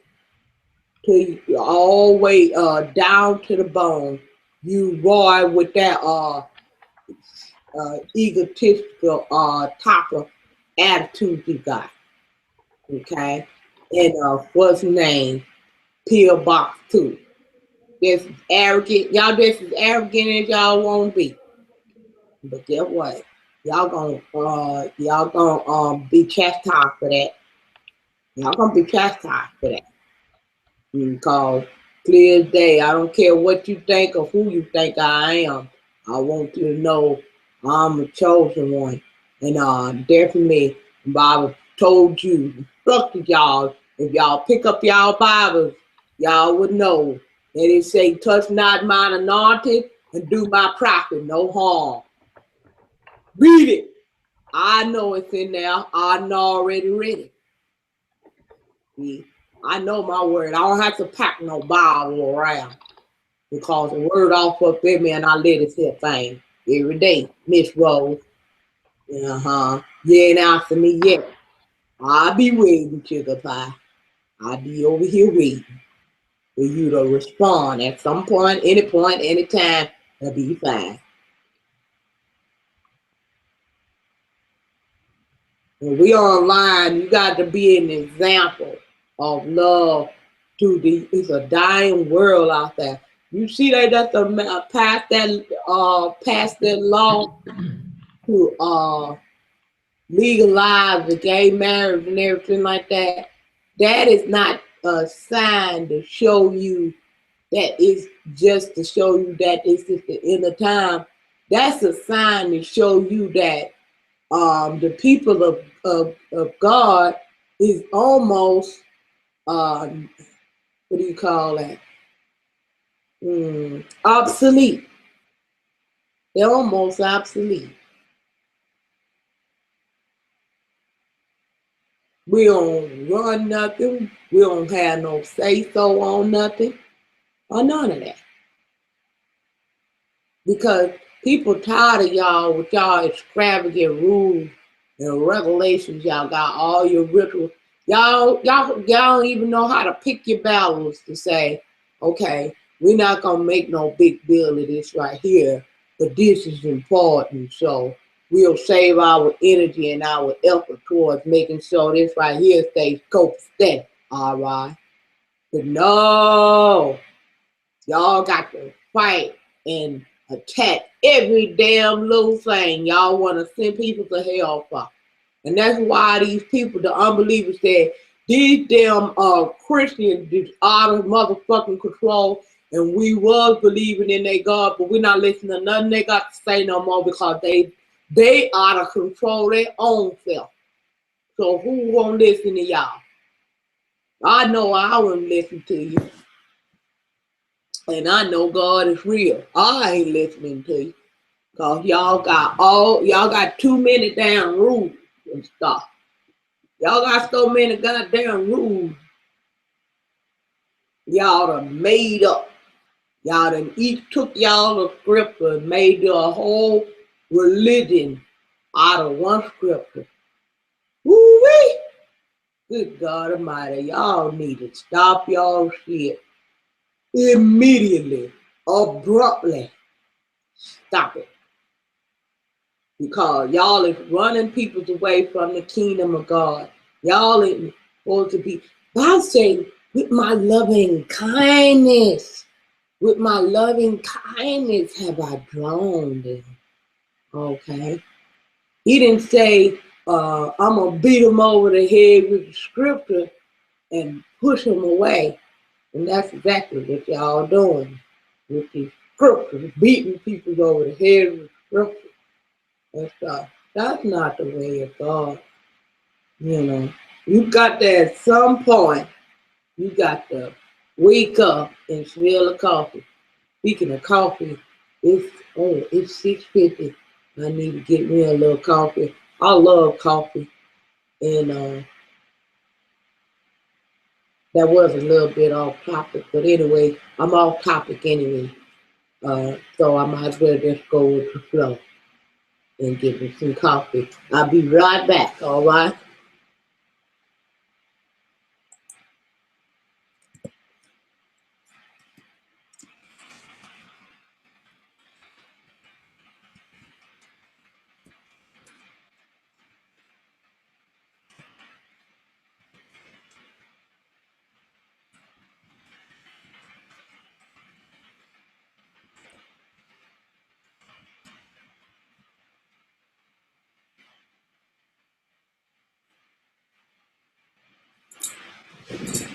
All right.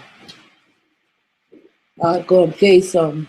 I'm gonna play some music for you. All right.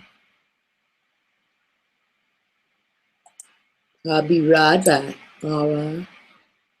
Right back.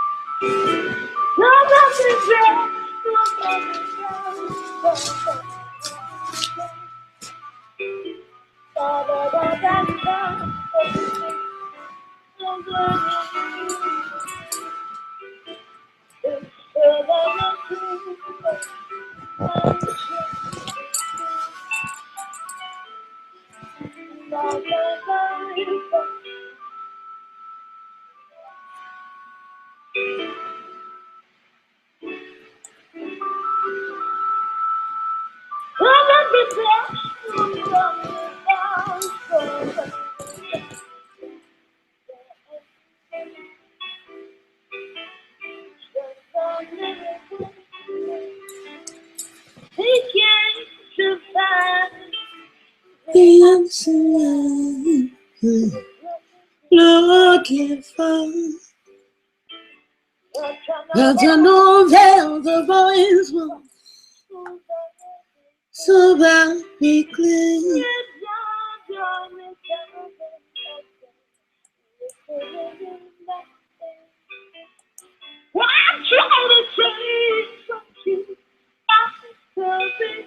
You ought to be,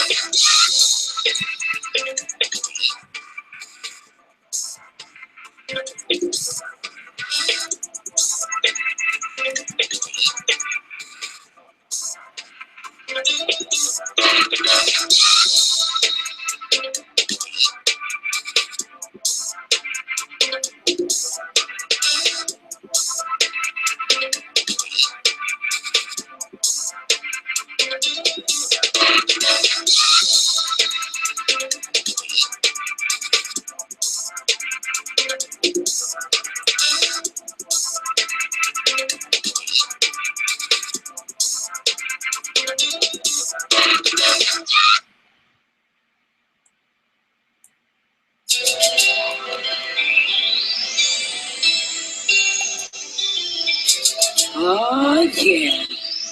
It must be real nice. Hello, baby. I want to talk to you for a moment. I want to let you know that I think about you all the time. And you're always on the line. It must be nice. It must be real nice. It must be nice. It must be real nice. It must be nice. Lay back, chillin' in my birthday suit. Tell me what you want, that's what I'll do. X-ray and look on me like glass. You can have anything in your hands can grab. Take a big stretch out, I reveal my intimate secrets, my soul I feel. Loving you is wrong, and it ain't no right. I'm addicted to your love. It must be real. It must be now. It must be now. It must be now.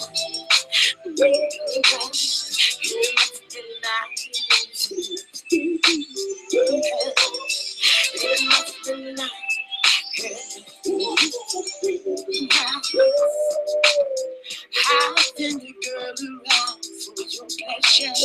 It must be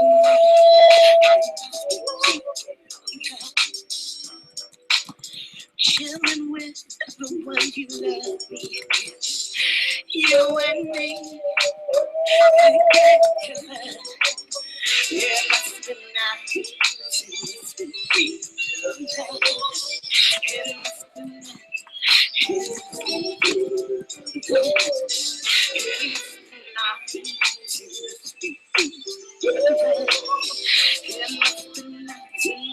nice. Sweet and bitter like candy, should be soft to the touch. My heart's so to your honor. I made you feel. I never think of promises I can't keep. I told you once, I told you twice that I'm down forever. It must be nice. It must be nice. It must be nice.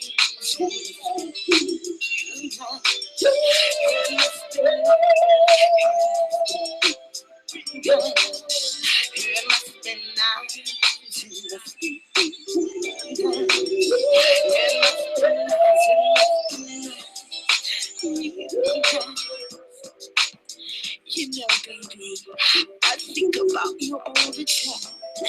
It must be nice. And you're always on my mind. It must be love.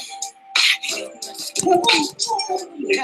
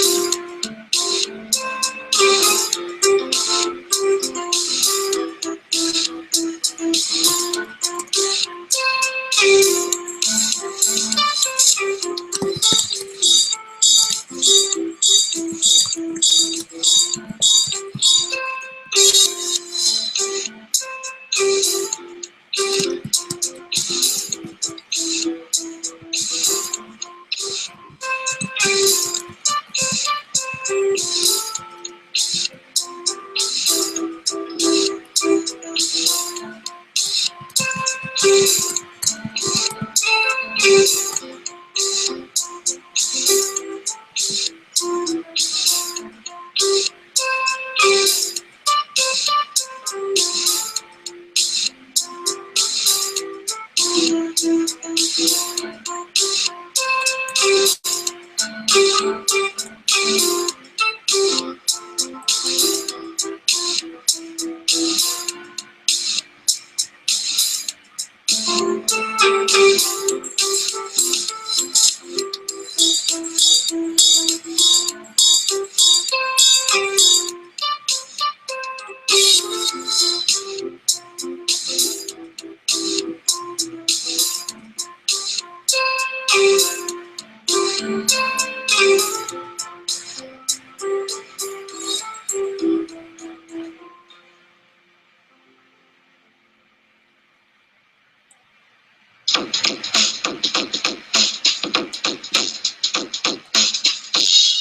Created with pictures, very soul, a chastity. It's magical, so sweet. Oh, music is magic. Presto, and poof, there you go. Just like a genie in a bathtub. Oh, music is magic. It's something kind of like love. Oh, music. It's something kind of like music is magic. It's something kind of like, it's something kind of like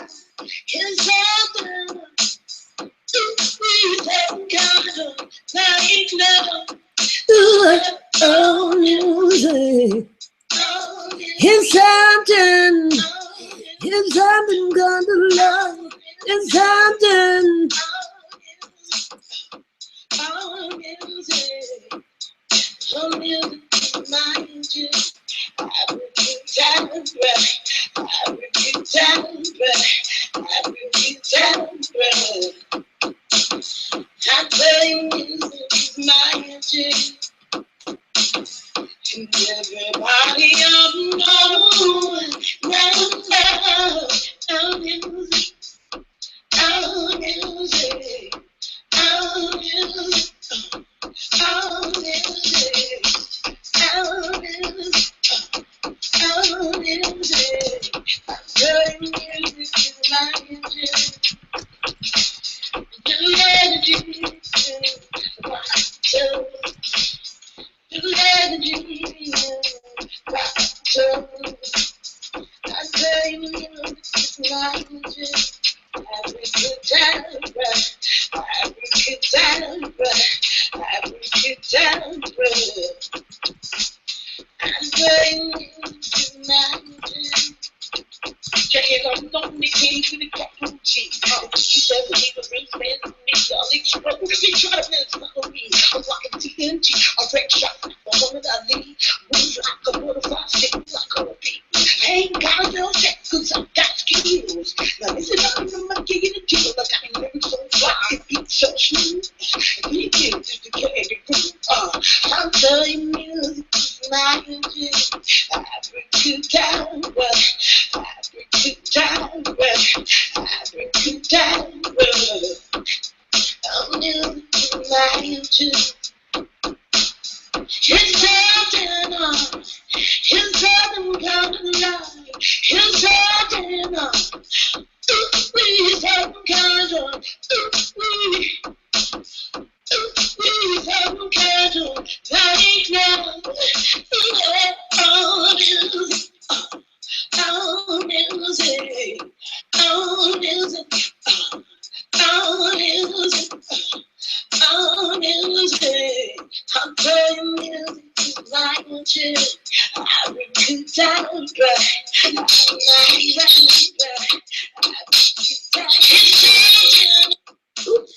I'm telling music is magic. Alright. Throwing them words on the mic like fluid. Then that I give a good time. I do it, I'm so cold with it. I come up with hits on the minute. I'm telling music, I'm telling music, I'm telling music is magic.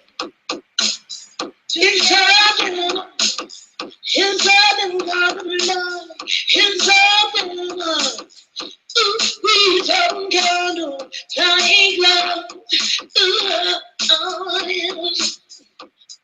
Oh, music is magic. Drop a beat and I'ma put something on it. I'm showing how to gotta keep it on it. I'm telling you music. I'm telling you music. I'm telling you music is magic. Every good time, every good time, every good time. I'm telling you music is magic. I'm so with it, I come up with his songs and I'm telling you, in my interest, I was in town where I was in town where I was in town where I'm telling you, in my interest, to love you. His love, his love, love, his love, love. We haven't got a nothing. We haven't got a love.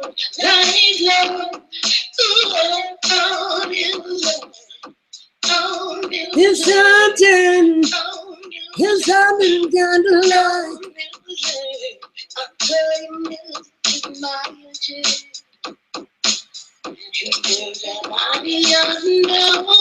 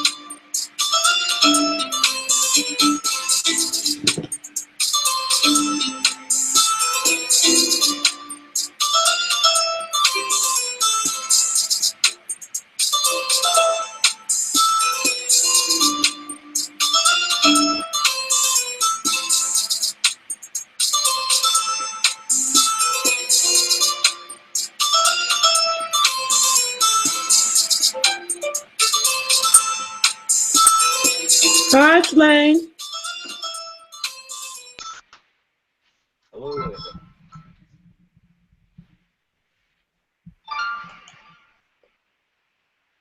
How's it going? All right. Yeah, I didn't make it to the last couple of events you had. Oh, okay. Yeah. I know people are on different time frames and Yeah. as well they have different things to do. So I'm glad you made It's it this time. What's going on? nothing much. I just got something to eat and noticed you had an event going. Yeah, I'm working on trying to get it to start having it 24 hours going. Oh, really? Yeah. Mhm. So um feel feel free to pop in at any time, but yeah, that's what we're working towards. Well, how's that going to work? Do you have other people running it for you, or? Um, well, yeah, I'm trying to get it going enough to need to put manpower on it. So I don't want to, have people on it and not have it, where it's worth the time to put in it. So I'm trying to get the wheels spinning first, and then, Okay. hmm, Oh yeah. Okay. yeah.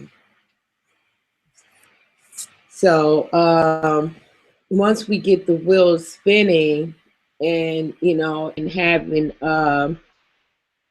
enough viewership, it'll kind of maintain itself. Have you ever been to Nadia's Hangouts? Yeah, I've been in a couple of those. Does she do 24-hour? Yeah, Oh, see, she pretty much does 24 hours too, yeah, because yeah. all I've she noticed that she's a lot of the time she's just sleeping or whatever on the camera and that. So yeah, and it kind of people just it maintains itself once you get it going. yeah, People just come in and just take the hell over. right. So you're going for a similar approach. Uh, as far as the 24-hour thing, yeah. I also um am going for pretty much just allowing, for it to be a forum where people can come in and just um, pretty much conversate and stuff Yeah, like that. I watched. I did watch one of your events, so I have some idea of the tone. Oh, okay. So what did you think? I was amusing. Yeah, I got a few laughs out of it. It was there was something else I saw you on. It wasn't this show. It was the religious discussions. Mm, One with that Roy fella. mm-hmm. I saw you on there a little while ago, but yeah, yeah, it's good. You got a few laughs. Yeah, yeah. The part I remember most is when you were talking about what was it? It was it was blowjobs or something. Women. Oh, uh, shucks, the men always remember that one. That was right where I came in though. Like, so, Yeah. That one was my broadcast of the other one about sex and love, where I was talking about the women needing to give the men more blowjobs and stuff. yeah. Yeah. Well, I still hear guys, grown men that are like, oh, I don't like eating girls out, or fucking I don't like licking, and that. It's like, nah, what the fuck's wrong with you? Like, I didn't hear you. What'd you say? I said I still hear from guys my age they don't want to go down on their girlfriends. They're like, oh, it's gross, and nah, I don't understand it. Really? Are you Yeah. sure they don't have? Are you sure they don't have Italian blood? Oh, That's an Italian superstition. I remember. Look at this, two Australians in with candy. I'm in Queensland, by the way.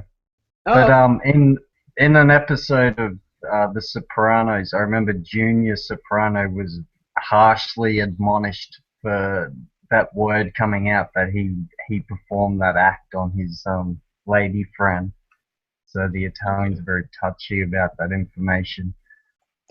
oh, Well, Candy might know better. She lives over in the United States, so Right. yeah. They're more very macho. yeah, yeah, Yeah, they're just that's more of an ego thing than and so that's their like their culture for the men to be super macho and arrogant, very arrogant. yeah. And I think it goes back to sort of. Sorry to interrupt. I think it's sort of like you can't provide for the woman. Like that's not her role within that subgroup, that subculture. Mhm. Nothing against the Italians. I love The Sopranos, by the way. It was great. I never got into The Sopranos. What about Breaking Bad? Nah, that too. That's another one that I never got into. Everyone talks about it all the time, though. Yeah, they were the two big ones. I think The Wire as well was a big one. They were the ones that sort of set the current mold of how it's done with TV series. Yeah. Yeah, it's all Game of Thrones and fucking Breaking Bad. Well, it No, was for a while there. yeah, no, I'm not big into the fantasy stuff. Yeah.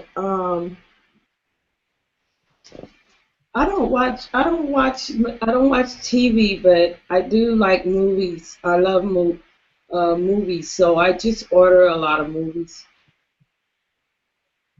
But I Yeah. haven't seen The Sopranos either, or Breaking Bad. I don't think.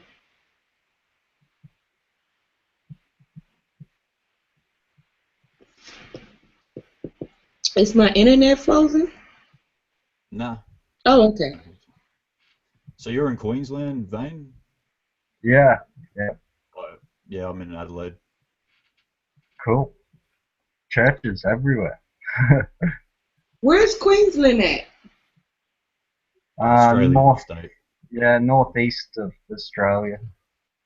Oh, okay. All It's right. sort of like I'm in New York and I'd be in New York and slang would be in New Mexico-ish. You That's reckon? far. Yep. That's way on the opposite side of the country. Yeah, yeah. Okay. Well, not really. Yeah, it's far apart though. Adelaide was voted best city, I think, last year in Australia. Okay. Must be, yeah, must be I didn't hear it. something going on. Didn't hear about it. Hey, just a minute.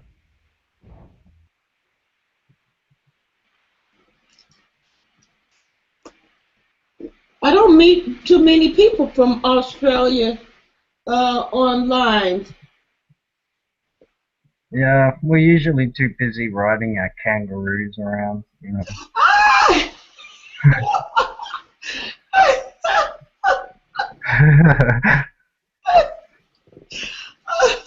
That's a good one. You got me with that one.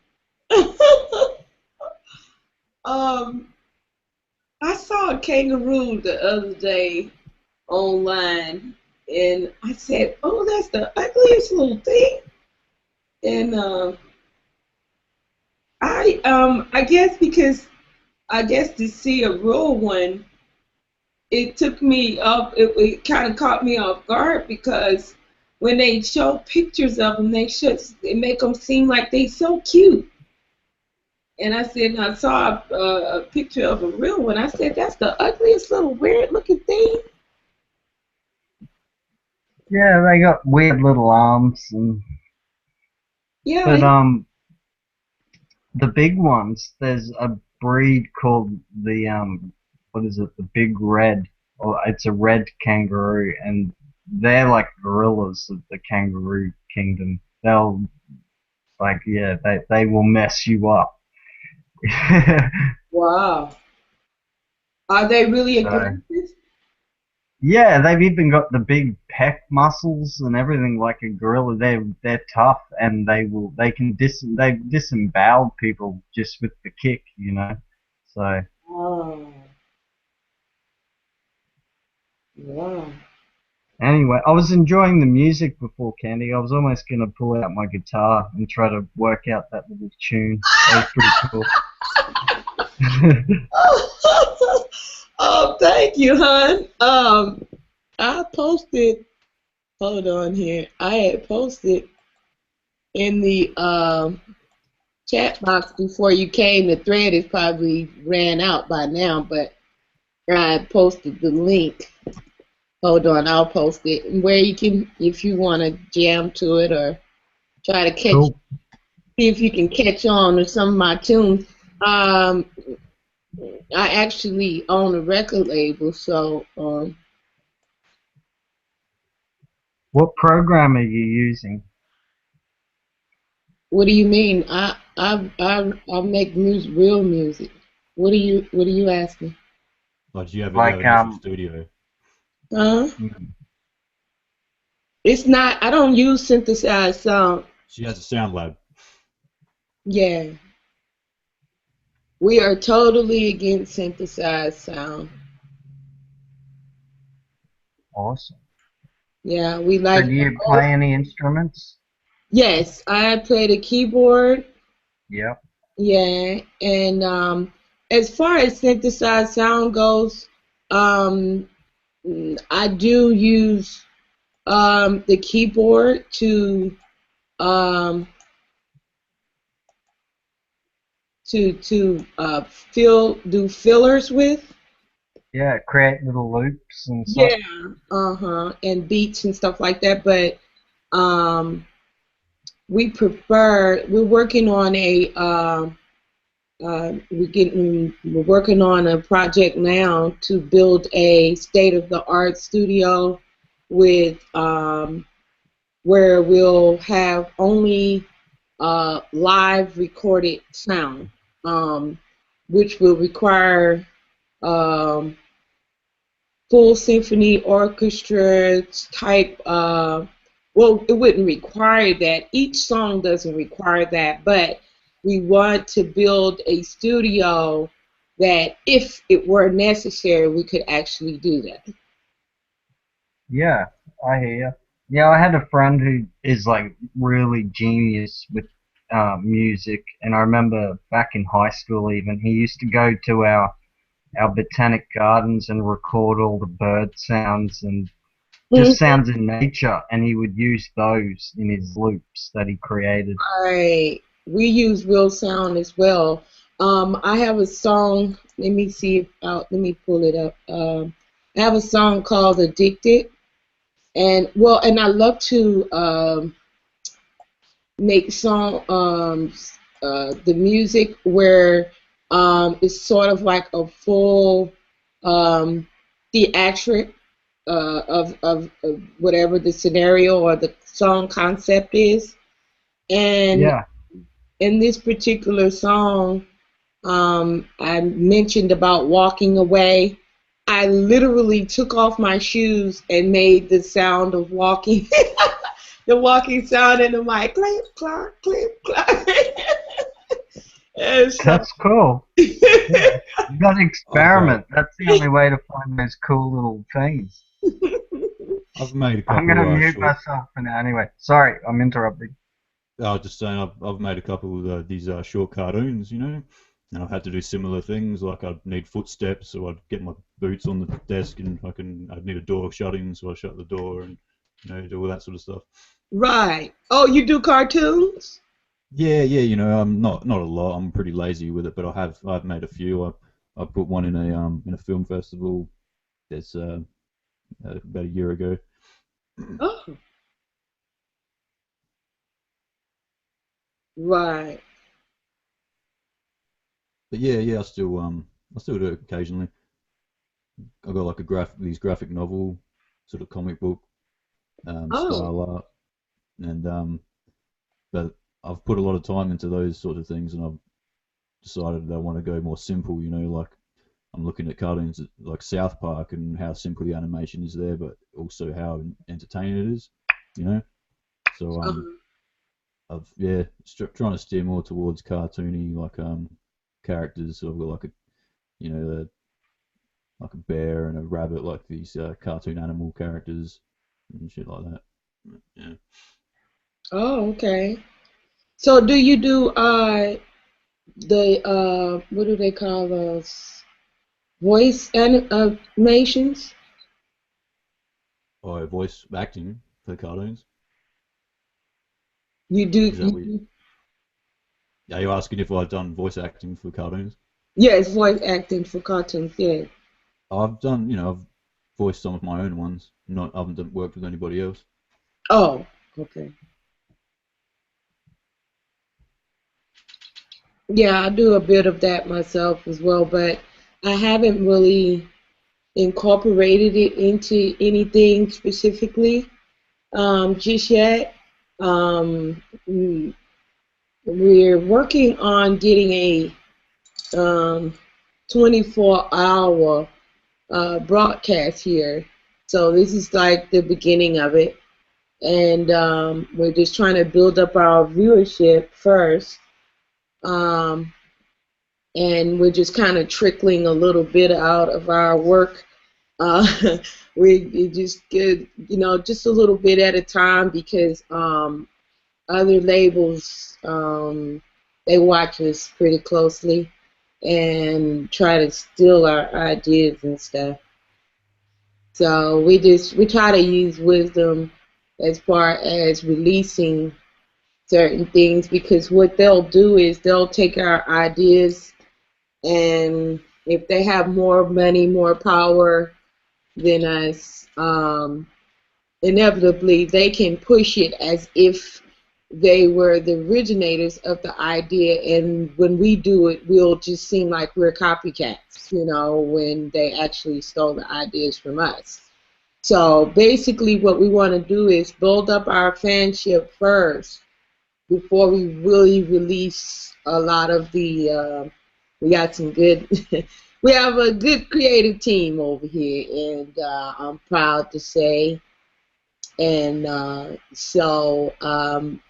and I'm the brains of the operation, and the only thing that makes me the brains of the operation is that I try to use wisdom as far as, yes, we have good ideas, but we need to be wise as to how we release it, and get it out there. Otherwise, the big labels and stuff will crush us.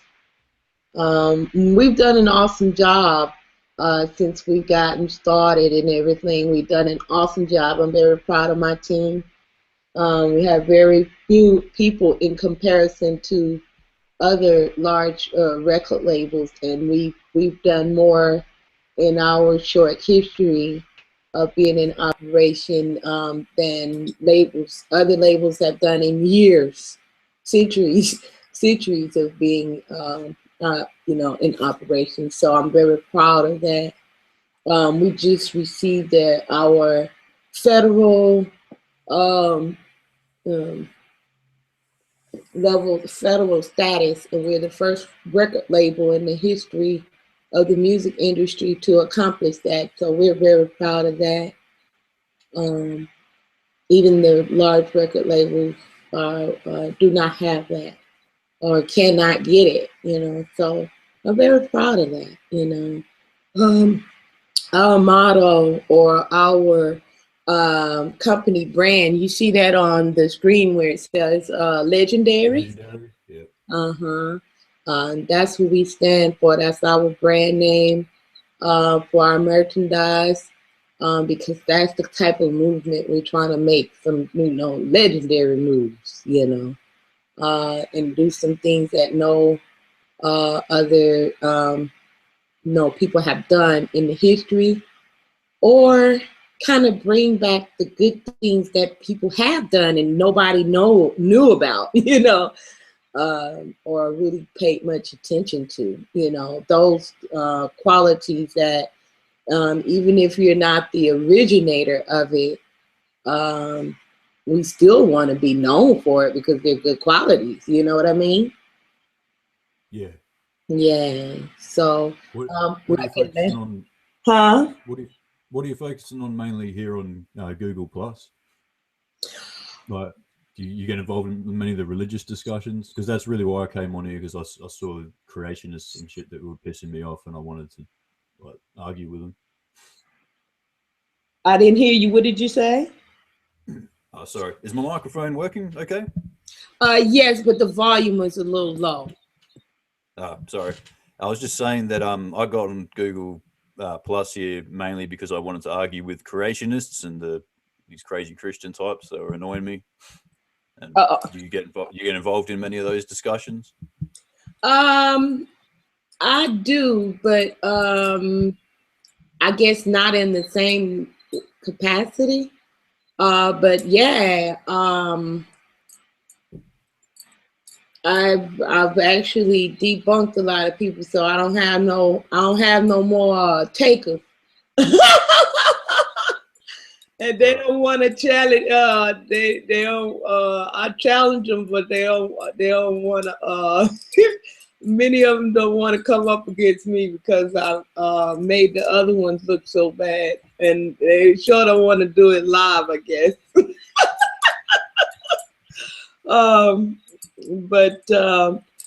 Well, this segment, okay, the reason that we have this segment is because our record label is about real shit, okay, whether it be music, art, life, philosophies. We're about real shit, okay. And so anything that falls under that, is it fits the category of real shit. So yeah, I mean, if you just your intentions are to just argue, then that's not nothing productive. So the answer would be no. Okay, but if you have a valid point you want to make or get across, then come with it, Yeah, well, I did feel like I had valid points. Like maybe saying I want to argue isn't the best way to put it, but I do feel like there are valid points to make. Right. Like it's mainly like creationism, the whole creation evolution debate. I think that the evidence is clearly on one side there. You know what I mean? Like evolution is backed by science. Creationism is really just a bunch of people saying that the Bible is true. I mean. Have you seen any of my other videos? Well, I've seen you in other videos. Yeah, I watched one of the part of the another event you did. Mm. I've seen another one of these real talks before. Okay, so do you know where I stand on spirituality? Not exactly. I take it that you disagree with Christianity in a few ways. Right. I don't either agree with atheism or Christianity. And much of the reasons why I don't believe in Christianity is the same reason I don't I couldn't possibly fall in the realm of atheism because I know that God is real. All right. So you okay. Well, that's interesting. What yeah, can you tell me about your belief in God? Is that all right? Sure. What would you like to know? Well, just what your idea of God is, I suppose, because I was brought up in a Christian community. I went to a Lutheran school, and I know a lot about the Bible. I've read it, studied it from a pretty young age. So, when you talk about God, are you referring to the God of the Bible?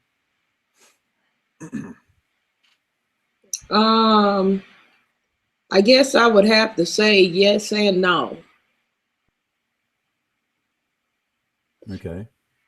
And the reason being, the reason why the answer would have to be yes and no is because God can be found anywhere.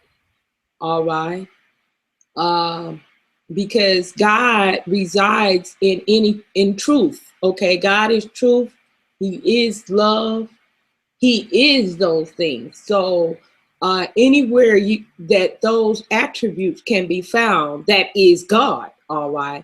So to say specifically the God of the Bible, that would be somewhat confining him to the Bible, as if Well, the Bible. Let me put it this way. Christians and Jews, well, maybe not so much Jews, but there's a lot of Christians right now that think that Genesis is a historical document that really happened. They think that the God it's translated as Yahweh is the name of this God, but they believe the God created the world in 6 days and rested on the seventh day, and it made Adam and Eve in the garden, and made Eve from Adam's rib, and then this God kicked them out of paradise and flooded the earth, and all these stories, like the stories in the Bible, they believe that these are historical events that actually happened. So is that really what you mean when you say God? Well, you asked me one question, all right? You didn't let me finish that one. If you would have let me finish that one, you could have got that answer. Okay, sorry. I believe that God is everything and everything is God, all right? So as far as creation is concerned, I believe that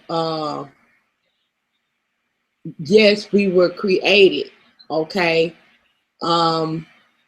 If you know God, all right, and what his attributes are, he is a creator, okay? He's creative, much in the same way that you see people are creative. For example, let's see, something that seemed impossible. Okay, good example of creating something from nothing, or what seemed to be impossible, is that I can speak here in New Jersey. And where are you at? Australia. You're in Australia, right? Okay. Can you hear my voice? Yeah. And you're in Australia. I'm in New Jersey. We are thousands of miles apart, right? Right. Well, let me tell you something, okay? Much of the reason why people don't believe in creation is because they can't fathom the idea of something happening that they haven't seen done. Okay, you got that? Understanding of what I'm saying about that? Okay. I don't think that's why I disbelieve creationism. Let me finish, and then you give me what. But I just want to make sure we're on the same page thus far, so I don't leave you behind. All right. But much of the reason why people don't want to accept the story of creation as being true, it's not because they don't, just because they don't have any evidence. It's because it's difficult for people, for the finite mind, to accept something that is not, that they can't tangibly and see being done. All right. This is where they come with this, well, show me evidence. All right. Now, okay. Do you know that I don't know who was the first person to create a telephone where people could talk from one place to the other one, but I will have you to know that the joys that we consider as common nowadays, with you, not only can you talk to me from miles away, but you can also see me. Don't you know somebody was laughed at years ago with just having the thought or the idea of doing this? And they mocked them too. You know that, right?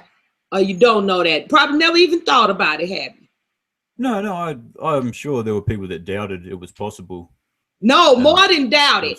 Talked about, ridiculed, said the person was psychotic and everything, the same thing that people say about people that believe in creation, huh? Let me tell you about Henry Ford, okay? But they said that about people who said the earth was round as well. I mean, right, it goes both ways. Yeah, okay. But my point is to you, hon, is that it is just man nature to mock things that they don't understand. It is man's nature to not be accepting of something that they haven't seen with their eyes. You know you're accepting of this. You're only accepting of this capability that we can talk to one another and see one another from miles apart only because we're actually doing it. If you were born in the times before this happened, you would have mocked those people that said that too. Yes, but some people did believe we could do it. Don't say yes, but. See, y'all have a tendency of doing that. Them yes, but. That's not yes, but. Accept that fact first. That is true. That is true, but it's not all people, because some people did believe it could be done. Otherwise, we never would have did it. No, there are people that didn't believe, didn't never accept it. Let me tell you something. All right. Not everyone, though. You trying to pass over the point, okay? And I'm gonna keep bringing you right back to it until you accept it. The point is that just like you don't believe that creation existed because you ain't see it happen, all right? And you prefer to believe in a scientist telling you come from a ape because you can fathom that, because they gave you pictures showing you what an ape progressing into humans. All right, now you believe that bullshit, right? Okay, because they showing you in pictures of how this possibly could have happened. All right. So wait a minute now. Wait just a damn minute. All right. Now you don't want to accept creationism because you don't got no damn proof, right? All right. But guess what? You drive a vehicle? Yeah. Okay. Just like that vehicle you driving, let me tell you something about Henry Ford. Well, you know they wanted to put that man in the insane asylum because he said that he was going to make a vehicle that you could drive in and wasn't no horse going to be pulling it? It's the same shit. All right? It's the same shit. I own a record label, okay? And people just like yourself, all right, that don't believe in things that you don't think could be possible, all right, told me I couldn't do it's a done deal now. You know, they don't be around to apologize when or say, you know what, I was wrong about that. I said that you wasn't going to be able to do that, but you did that there, all right. I am mentally retarded, according to your scientists. They're not my scientists. I'm saying, when I say your scientists, I mean the people that you believe in, okay, are scientists. Why are you telling me what I believe, though? You right, I'm wrong to that, okay. What I should say, you said you believe in evolution. What I mean by your scientists is, what I'm saying is those same people that came up with evolution are the same people that say that because I was born mentally retarded, that what I've done and accomplished already, they said I couldn't do it. But the point is, I did it. Okay. That's my point, baby. That's my point. People can be wrong. People can be wrong. I completely accept that. Yes, that's my point. People do have a hard time accepting what they haven't seen sometimes. But the thing is that I was a Christian, so I did accept creationism to an extent, I guess. When it was told, you know, I did just believe it on faith because my authority figures told me about it. It was really only later in life when I started to look at things a bit more closely, and I thought that, I mean, evolution as a process is a fact, and that we can see that happening. Is there a certain part of evolution that you don't agree with? I know I didn't come from no ape, huh? I'm a black person, and I look the closest thing to an ape as you can get, but I know damn well I didn't come from them. I reckon I could challenge you on that. I'm a pretty hairy guy. You couldn't challenge me because you ain't even accepted the fact that you mainly believe that because them damn scientists told you that. All right, and they gave you some bullshit ass papers. Okay, let me tell you something. All right. See, this is how people are deceived so often, hon. This is how the Christians were deceived into the Christian religion. All right. See, the same way you might think, oh, I'm different from them because I don't believe in the way that the Christians believe. Okay, but you're really not different from them because all you did was switch your belief system to something different. You still are being fed a belief system. You just don't know it. Okay? This is the problem with our society. Okay? It doesn't encourage free thinking. Okay? The only reason that I believe in God is because he came to me. All right? I met him. All right? But if I was if I never had that experience, then I would be inclined to believe what I had experienced because that was the extent of my experience, all right? But one thing I did not do was I did not put my full faith in something that I was not sure of, all right? And see, that's where you're going wrong, hon, okay? Because I could trick. Do you know what an illusion is? Illusion? Yeah. Yeah. You know what elements is necessary to create an illusion? No.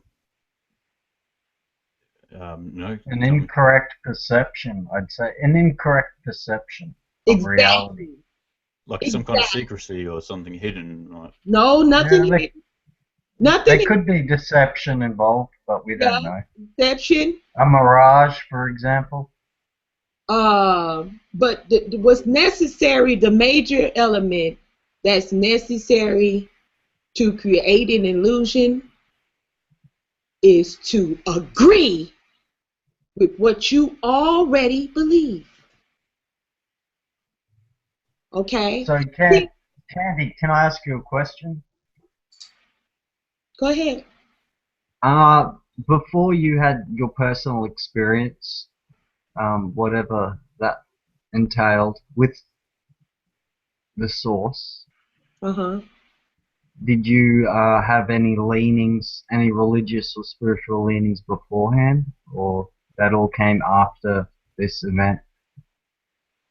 Well, before the encounter, I had been taught Christian belief.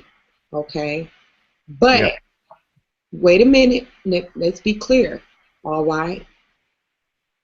Before then, I had been taught the Christian belief. Okay, and I was just telling him before you came back in, but I always kept my mind clear to want to know the truth. I was not accepting. I was taught that, but there were certain things about it that I didn't accept. Something in my mind said, no, this can't be right. And that's good. Yeah, that's good. You got to stay open-minded about things. Right. Okay. So this is what I'm saying about illusion. All right. The reason why they couldn't convince me of the faith was because I wasn't willing to accept things that had no proof Okay, they wasn't gonna create an illusion of this God that's possibly might could all that bullshit. I was not accepting of that. No, you're gonna have to show me some proof. All right. So just to say, oh, you just believe in God because you was trained, you was taught this way. That's not. I don't. What I only believe in God because I met Him. All right. So that's out the door. Another thing is, I don't believe in the God the way I was taught. Not so much differently that they say that I'm. They call me. They say I'm have a reprobate mind. The devil took over my mind, and they say all kinds of stuff about me. I'm committing heresy, blasphemy, all kinds of stuff. Okay. Yeah, that's just all manipulation. That's just I'm emotional aware of that. manipulation. I am aware of that. I'm fully aware of that. That's why I don't care less what they say. Okay. I've got you under my skin. Yeah. But the point I'm trying to make is that if people want to say, oh, well, you just believe in God because that's what you was taught, well, then that doesn't line up because I wasn't the way I believe in God is totally different and against what I was taught. Why? Because when I did meet God, He told me that what they was teaching me was wrong. He told me that. I asked him. Can I ask you something about your God? Sure. Is your God the guy that parted the Red Sea Absolutely. and killed all the Egyptian firstborn? The details of that, I wouldn't know, but yes, He is the God that you hear about. Absolutely, positively. Flooded the whole Christian earth? God. Did He flood the whole earth, except for Noah and 8, stepping other people? Yes, He is the same one. Okay, all right. No worries. About evolution, if I can take it back to that, do you think? I just want to ask you this: do you think that a Chihuahua and a German Shepherd have a common ancestor? Well, you asking me about superior beings, all right? No. I That's mean, not it's not about. superior beings, inferior beings, all right? Now, I'm going to tell you what you're not going to do, okay? I'm going to tell you what you're not going to do. You're not going to pull a rabbit out the motherfucking hat on me, okay? What I mean by pulling a rabbit out the hat is I don't go for no okey doke stuff, okay? Like basically, like you saying, oh, this right here is just like this, ain't it? All right, well, why can't this be just like this? No, that's an illusion. All right, that's an illusion. All right, no, that you're not gonna be able to. But That's do the you think same shit that the Christians do. All right, that's the same shit that the Christians do. This is why I try to tell people all the time is that they try so hard to be different from the person that they think that they're opposing, when all actuality, y'all just alike, but just in different perspectives. right? But do you think that a Chihuahua and a German Shepherd are related? Like that, do they have a common ancestor? What do that have to do with what we're talking about? Well, because that's that I would call that evolution. I'd call that a form of short-term evolution. I wouldn't give a damn what you call it. That don't make it what it is. But do you think they are related? Do you believe that they come from the same animal? Did you hear what I just said? I think so. Did But you understand what I just said?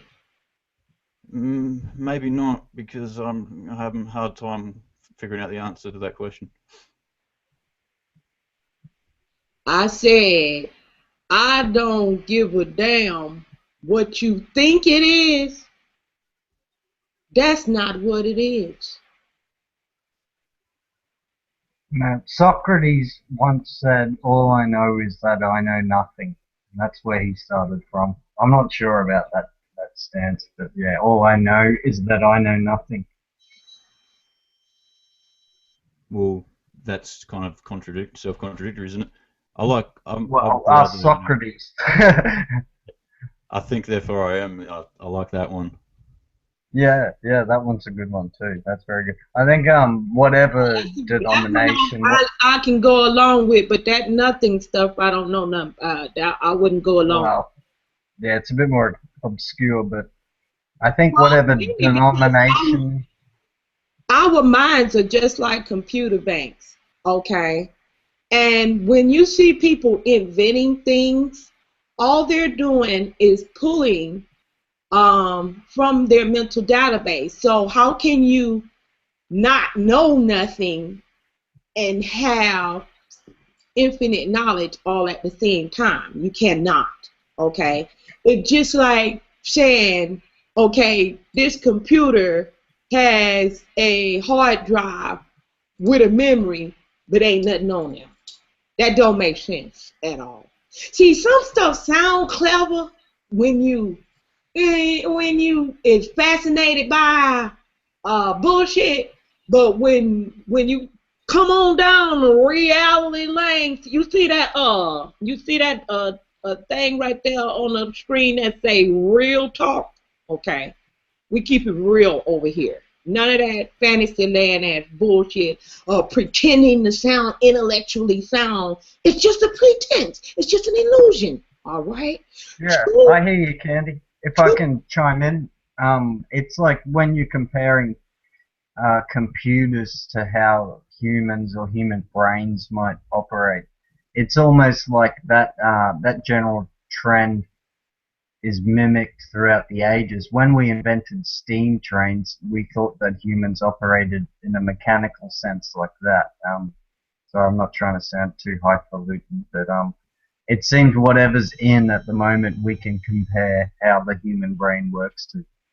It's just an analogy, and I agree with you that it doesn't really say anything about what is real. What is real is what is happening. Right. Exactly.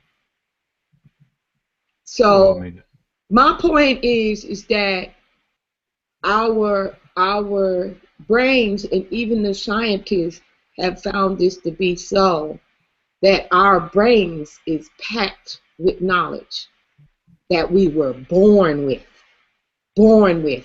No going to no school or anything. All right. Instinctive knowledge you're talking about? You can call it instinct if you want to call it instinct, but the point is it was there already, is my point. It was there already. Nobody had to teach you nothing, all right? All you do is call upon that knowledge, all right?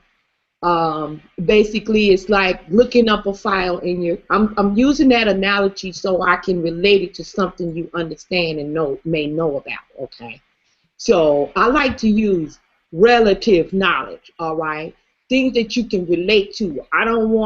I could get real spiritual and deep on you, but I would lose you. So I'm trying to put it in terms where you can understand it. I want you to understand me. I'm not trying to sound all intellectual to the point where I sound like she's really intelligent. No, the thing that makes people intelligent is when they are able to relay knowledge, okay, and relay wisdom, meaning I can have a transfer, all right, with you.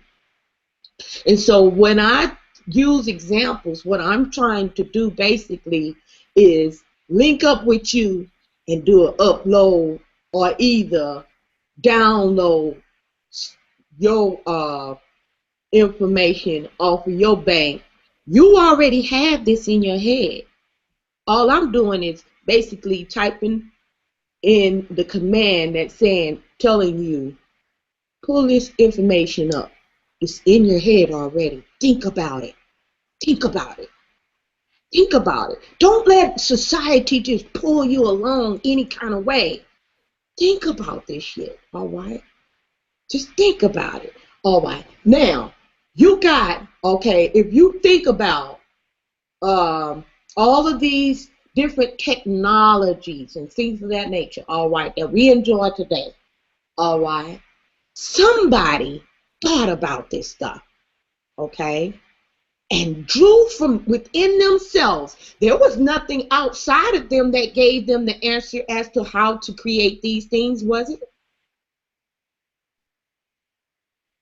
Where does where does creativity come from? It's an emergent kind of aspect of human cognitive ability. I'm not sure. So you don't even know where it come from, huh? Let me tell you something, okay? Creativity comes from within you, okay? When people invent stuff, they are not uh, creating something that was impossible to begin with, okay? The only Right. thing that, You can't create what is impossible. huh? You can't create what's impossible to create. I'm sorry? You can't create what's impossible to create. Exactly. All right. So the ability was there already. It existed already. The only thing an inventor does or a creator does is draw from within. I want you guys to do me one favor. No, but they also look at the external world and they learn principles about the Okay. physics and about matter and things. And Oh, yeah, okay, hon. But the point, okay, remember I said what we do when we talking to one another, that we doing what? Uploading and downloading. Didn't I say that? So, I'll download some more. huh? I'll continue to download. Okay, all right. So I did say that already, okay? But my point is, what I was trying to make is, and get you all to understand, is that you have knowledge within you that you don't know about. All you got to do is tap into it, all right? This is what I want you fellas to do for me, if you don't mind. And this to do, and I'm only requesting this because it can help you just knowing this for a fact for yourself. I want you to research what the word educate means.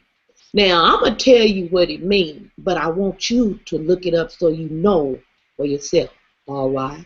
I don't like to just give people knowledge and say, take my word for it. I like to encourage people to seek, search out, find the answers for yourself. All right. Verify what I'm saying. Don't just take for my word for it. All right. But for now, I'll tell you what the word educate means. All right. And as simple as it is, it'll blow your mind.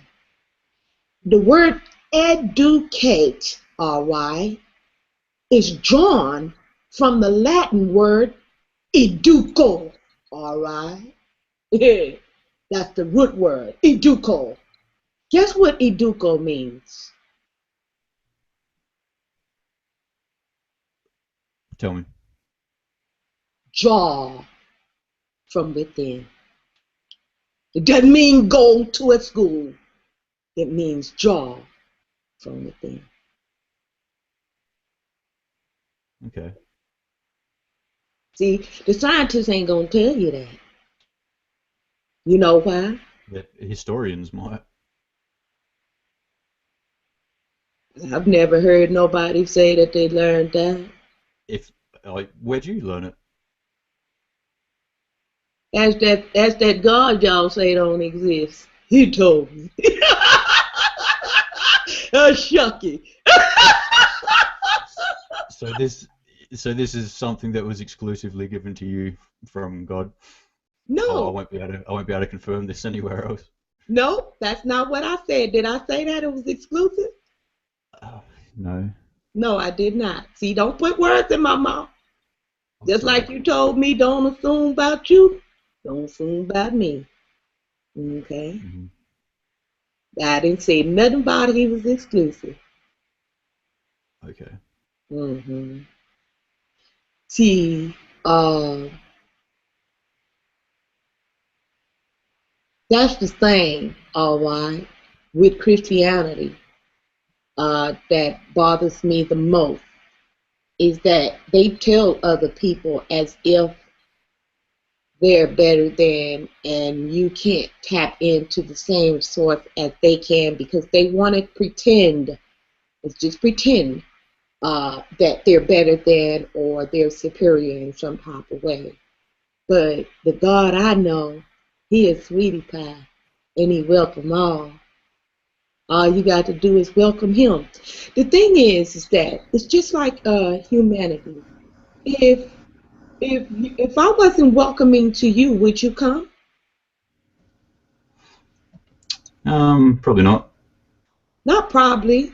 The truth is, if I wasn't welcoming to you, you wouldn't come. Well, maybe I'm a bit of an odd person, you know, and I like you know, You working for attracted to people's somebody affection. that wants you to stay away. Yeah, maybe. Okay. Well, on average, Yeah, I'll agree. Generally, yeah, you're right. Generally, I just like putting probably on there as a, you know. you just wanted to be difficult. But is, the truth of the matter is most people are not drawn to someone who's what do you call that? Um, Rejecting them. Okay. If you consistently try to push yourself onto somebody that's rejecting you, we got a name for that. It's called stalker. We Yeah. got we got a name in our society for that. It's called stalker, troll. Pick one. It don't matter. They all fit. Oh, on Looney Tunes, it's Pepe Le Pew. Okay, Pepe Le Pew. All right. But that's not a good characteristic to have. It's not very welcoming. All right. But God is that way too. All right. He told me, I asked him, I said, especially when I first uh, got to talking to him, he was telling me all the stuff that Christian had taught us was wrong. He didn't tell them this. And I asked him, I said, all this stuff you telling me, I said, why you don't tell the pastor that? He said, I did tell her, but they don't listen. They don't listen. They ignored me and said what they wanted to say, ignored me, done what they wanted to do. And, of course, there's going to be consequences for that. And he told me. Candy, just to jump in for a second, were you sleeping when this happened or No, not? I woke. Yeah. That's what scared the hell out of me, Vane. It scared the Yeah, hell I'd out of imagine. me at first, You've but got the big guy talking to you and you're wide awake. That's gotta send a chill down your spine. I actually, used to think God was talking to me pretty often, you know. And now I'll, you just categorize it as another section of your mind, right? yeah, well now I see it as part of myself, I Yeah. suppose. Yeah. Yeah, yeah, me too. Yeah. yeah, that's him. That's him. But He's in there. He's in there. It comes from within. Draw from within. that's right. Remember? You got it, Van. You got it, baby. You got it, baby. That's it right there. So he let me know that when he came to me in that form, it was because that was a way that I would receive him to begin with. He has never come to me in that form ever again since that day. And he was what I was gonna say, but like you guys say, he comes from within now, But what I was gonna say, that specific experience, he let me know that he only did that one so I would truly that I would accept him. Okay, he came in a way that I would be, receiving, okay, and accept him and know for sure, okay, this is me, all right, this is what I am, this is what I am, I'm you, all right, and yeah, yeah, I hear. I've had a similar experience. Like, I remember after my grandmother died, and I lied down on a couch, and I could swear that she was sending me these telepathic messages like Yeah. how she's all right. She's all right. I'm part of everything now. Yeah. And then later you read that scientists tell you that that would be called a bereavement hallucination, but it really doesn't get to the heart of the problem. Mm-mm. No, scientists try to explain. Sometimes scientists will verify spiritual things, and sometimes they will try to explain it away. All right. Yeah, it Yes. depends on the scientist, but I think Right. the majority trend at the moment is that I'd say what a typical atheist Right. person who believes there's nothing other than this physical existence, that would be the majority trend at the moment. I don't And think that's a yeah, I don't think that's a good description of an atheist though. Like I've always thought that atheists just dealt with God belief. Like if you yeah, believe in a you're God, right. Yeah, you're right. I reconsider. Yeah, even there are sorry, I'll just finish by saying I'm probably wrong too. That the majority opinion is that I think the majority opinion is that some kind of spiritualism is involved. I'd say still greater than 50% of the population. well, no one can define that properly. You know, I mean, a spirit. I think that spirit should refer to spirits as in ethereal beings and like a non-material plane of existence, but people use spiritual to just refer to like a connection to the environment or something. You know what I mean? Yeah, it hasn't been explained fully, so we still have those experiences to explain on a brain level, on a neurological level. We've Mhm. done all the God helmet stuff, the right temporal lobe. Um, yeah, we know it all except for I guess the hard problem. That's about it. And many people like Dammit already believe that's pretty much taken care of. It's just a matter of time. So, and then what? It's Terminator 2 then. I knew that movie was important when I watched it as a kid, and it still is. Terminator 2, Judgment Day. That movie is still as pertinent as ever, I'd say. And Yeah. anyway, that's my little rant. I need your clothes, your boots, and your motorcycle.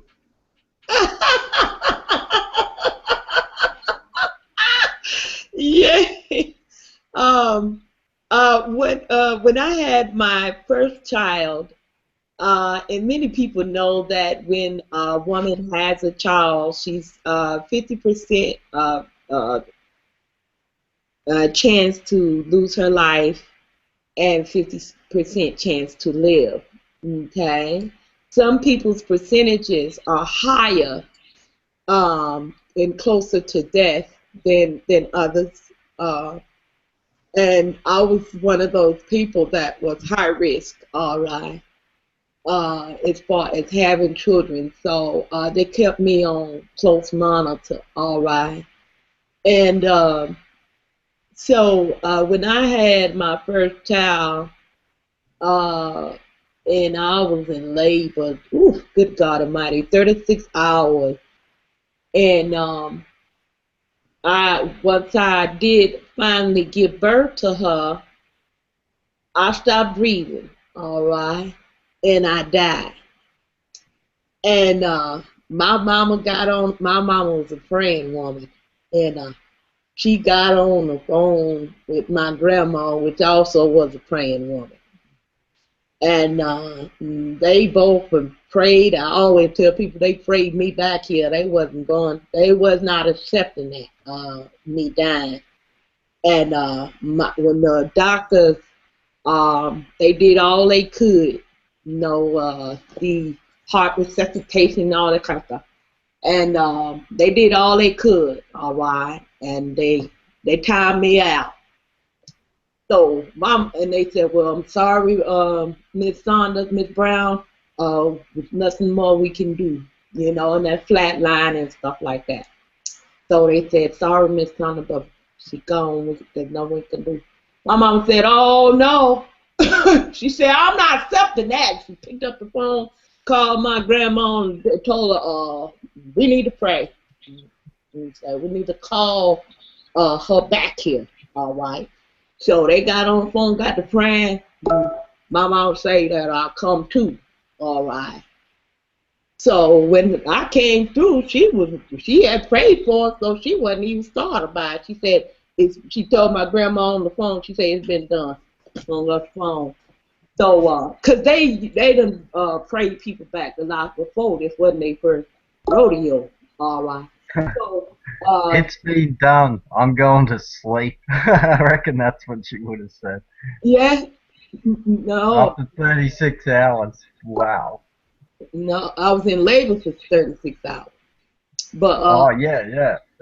but anyway, when the nurse came back up and they were coming to put the toe tag on me. Right.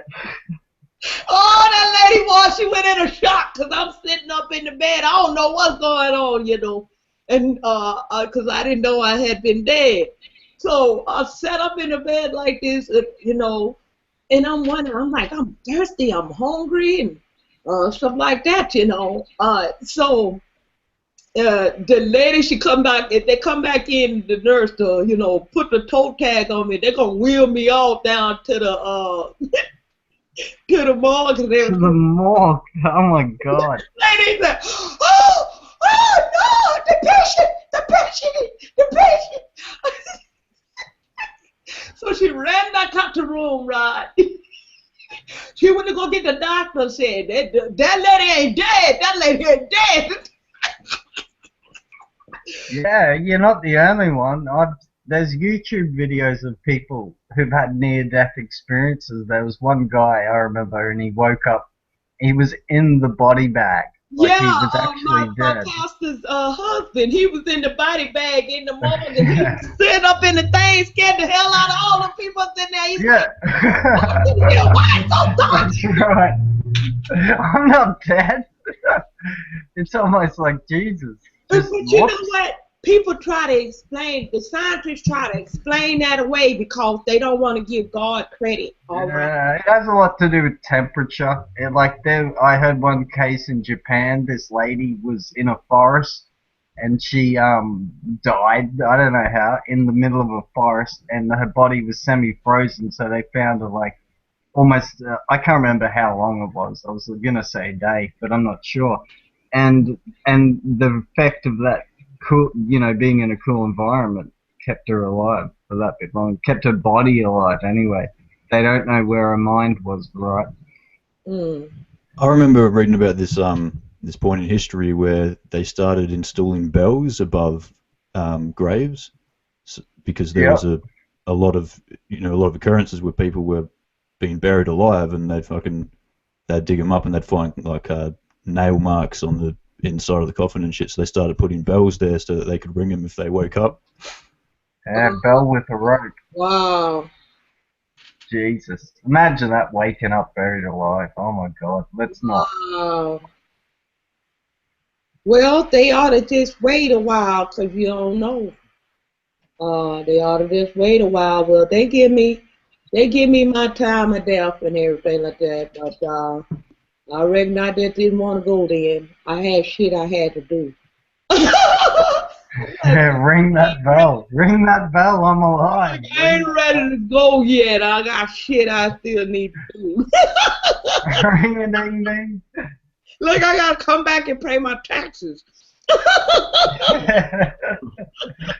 Oh, so Uncle Sam will come in the grave and get your ass. You better pay them taxes. Nothing's certain but death and taxes, isn't it? That's right. And Uncle Sam will come dig you up out that grave and get your taxes. Oh, shucky.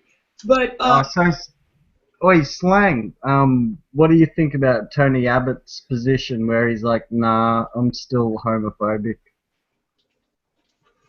I haven't heard him talk about it. Or is that since the gay marriage thing? Yeah, that's his latest stance. He came out and said, nah, I'm not changing my mind on anything. So, yeah. Is he religious? Oh, absolutely. He was halfway into becoming a priest.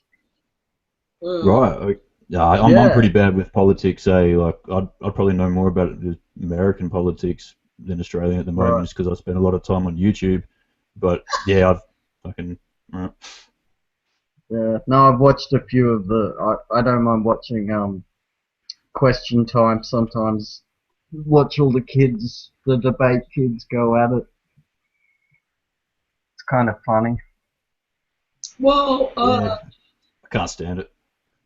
some people uh, they get so angry about this the gay issue, all right, and the marriage, gay marriage, and all this kind of stuff. Okay, but really and truly, it don't bother me because, um, like I said, God always tells me things, and He told me that it don't. He don't care about them making a law to make gay marriage legal. All right, on account of he didn't he didn't tell he didn't ordain a marriage through a piece of paper no way in the beginning. That's not how God ordained marriage. He ordained marriage between a man and a woman, and he from the beginning of time he ordained the marriage. All right. Now, over a period of time, they incorporated this bullshit about you got to have a piece of paper, but that don't have nothing to do. That's why I keep telling the Christians that has nothing to do with God's laws because He didn't even tell nobody to get no piece of paper. You look in the Bible. If you look in the Bible, you won't see nowhere in the Bible where it said God said you need a piece of paper to be married. Nowhere. My parents were never married. I don't understand why straight people want to get married most of the time. So I don't know the whole gay marriage thing. It just doesn't seem that important to me. But I don't see why they shouldn't be able to. You said you don't know why straight people get married either. Yeah. I think it's declining in general, marriage. I think it is. I've noticed just from my experience of the peer group I grew up with, I think far less people would have got engaged and married than, say, my mother's generation. Mhm. Mhm. Well, because the homes are being broken up, the constitution of the family. People always talk about the Constitution, the Constitution, the Constitution, and we have gone so far away from the basics, which is the Constitution of the family.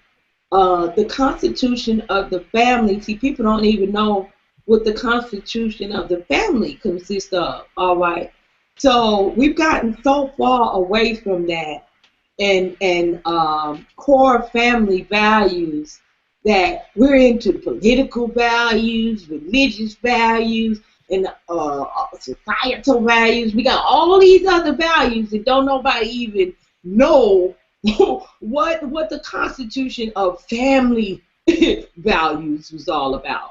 Nobody knows this, all right? And it's really sad, all right, because the family structure is the most important structure. This is where you get your identity from. This is why I'm having these real talk sessions is because I'm trying to and don't kind of throw a big pebble in the ocean and start a ripple, you know. And Yep. uh, and I'm leaving a legacy for my kids to pass on to get back to the basics, all right? And the basics is core family values, all right? Family structure. My kids are so close. Let me tell you something. My kids so close to one another.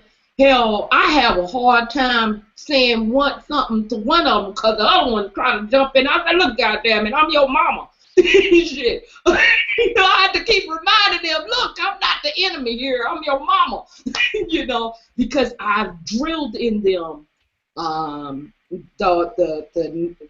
the importance of sticking together and being one one uh, solid family unit.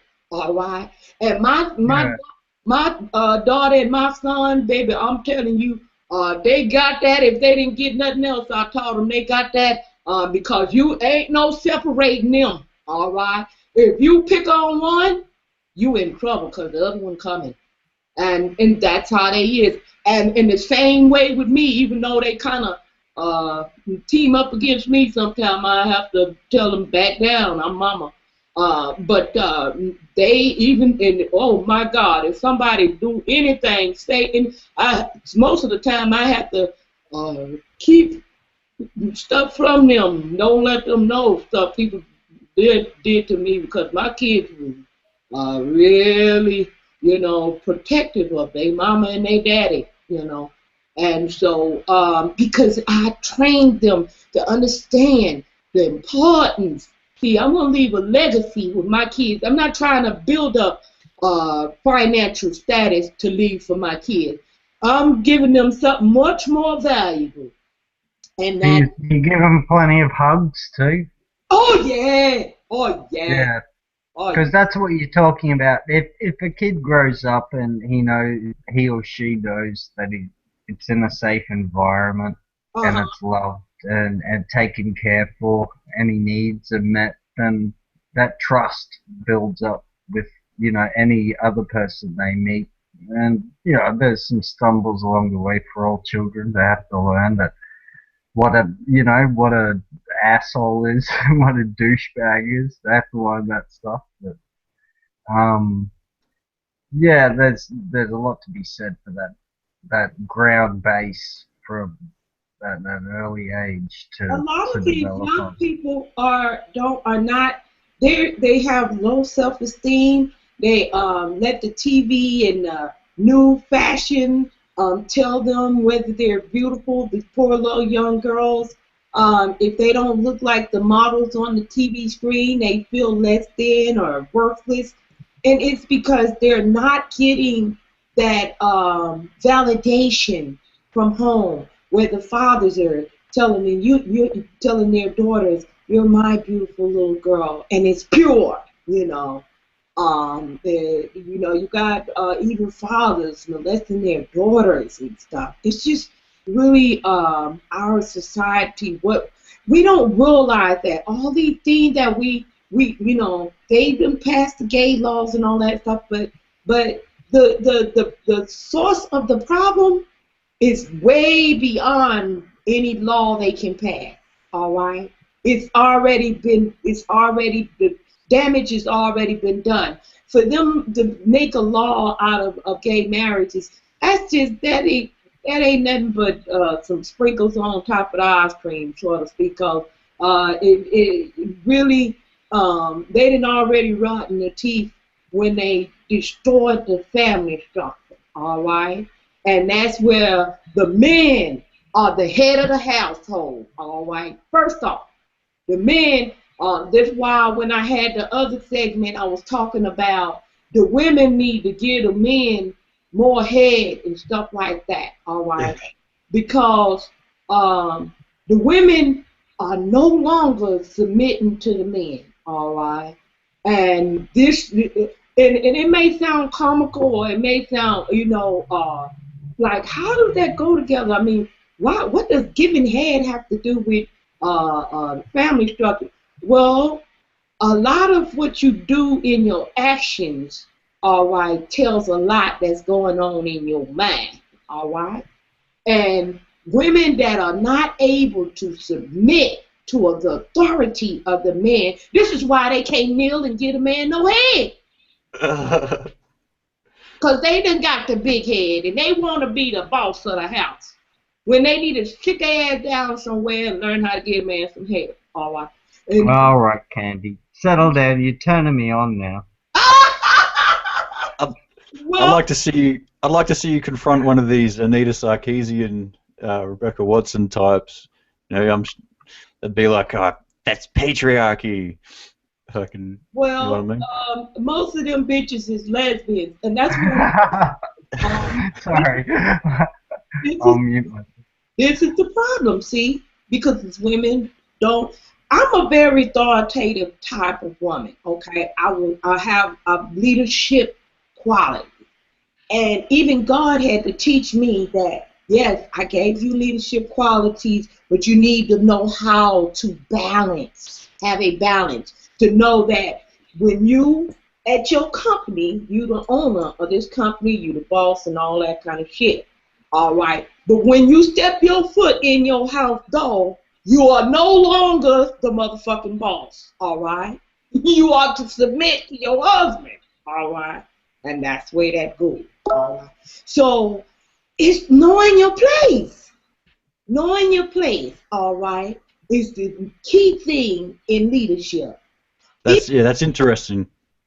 Uh, See, 'cause that's interesting because anytime a man would, you know, express an opinion like that would be called sexist. But you yeah, can't, you know, the you kind of bitches, get a pass on that. y'all let the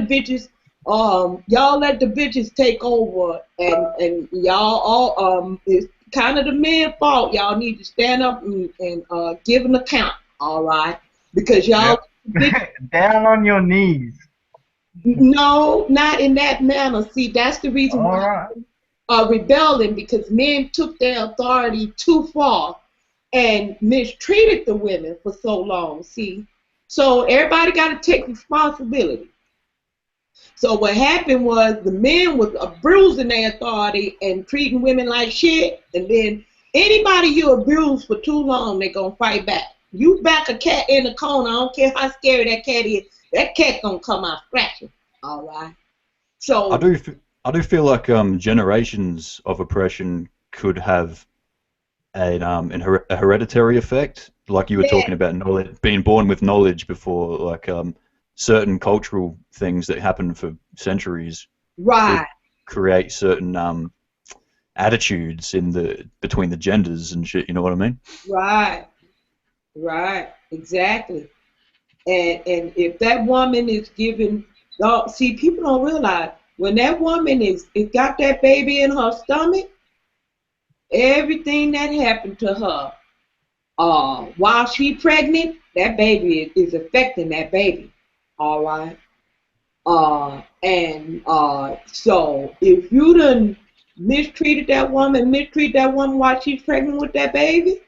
When that baby come out, if it's a little girl, she gonna come out rebelling. She gonna strike back. Even if the mama was too passive to fight back, that child gonna fight back, because that's what happened to me. My mama, they is very passive, but I come out fighting. Okay, so did you right? That's when you oppress the person or oppress the person for so long. This is why Black people fight so much. This is why we fight, because we've been mistreated so long.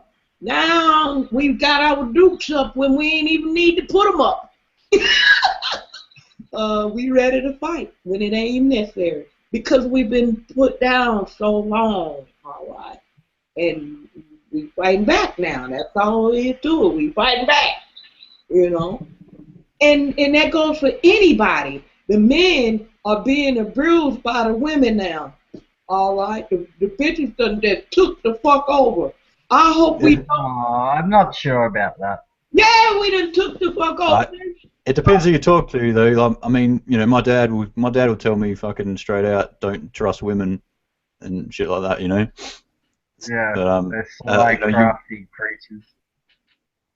yeah, they want, you know, after money, they fucking, yeah, all this.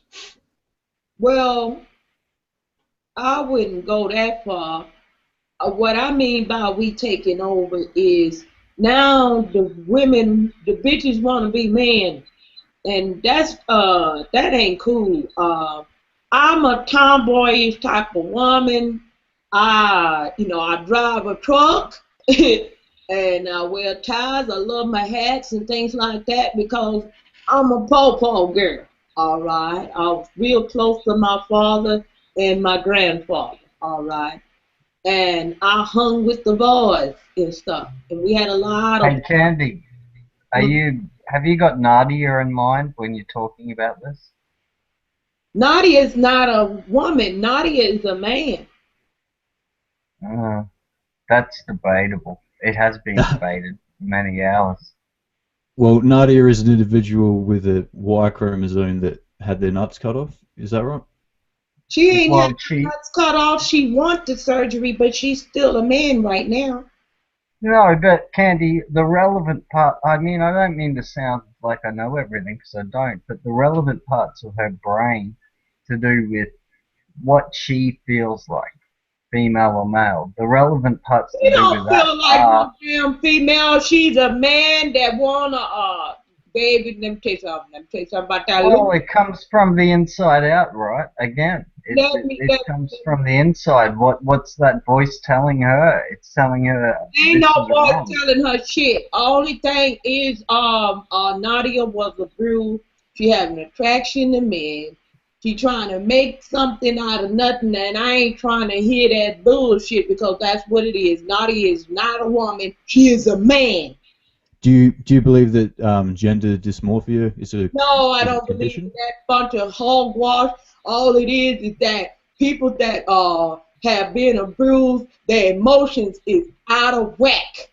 I know this for certain because I did have to deal with that, all right? Because I've been molested and abused and raped all my life.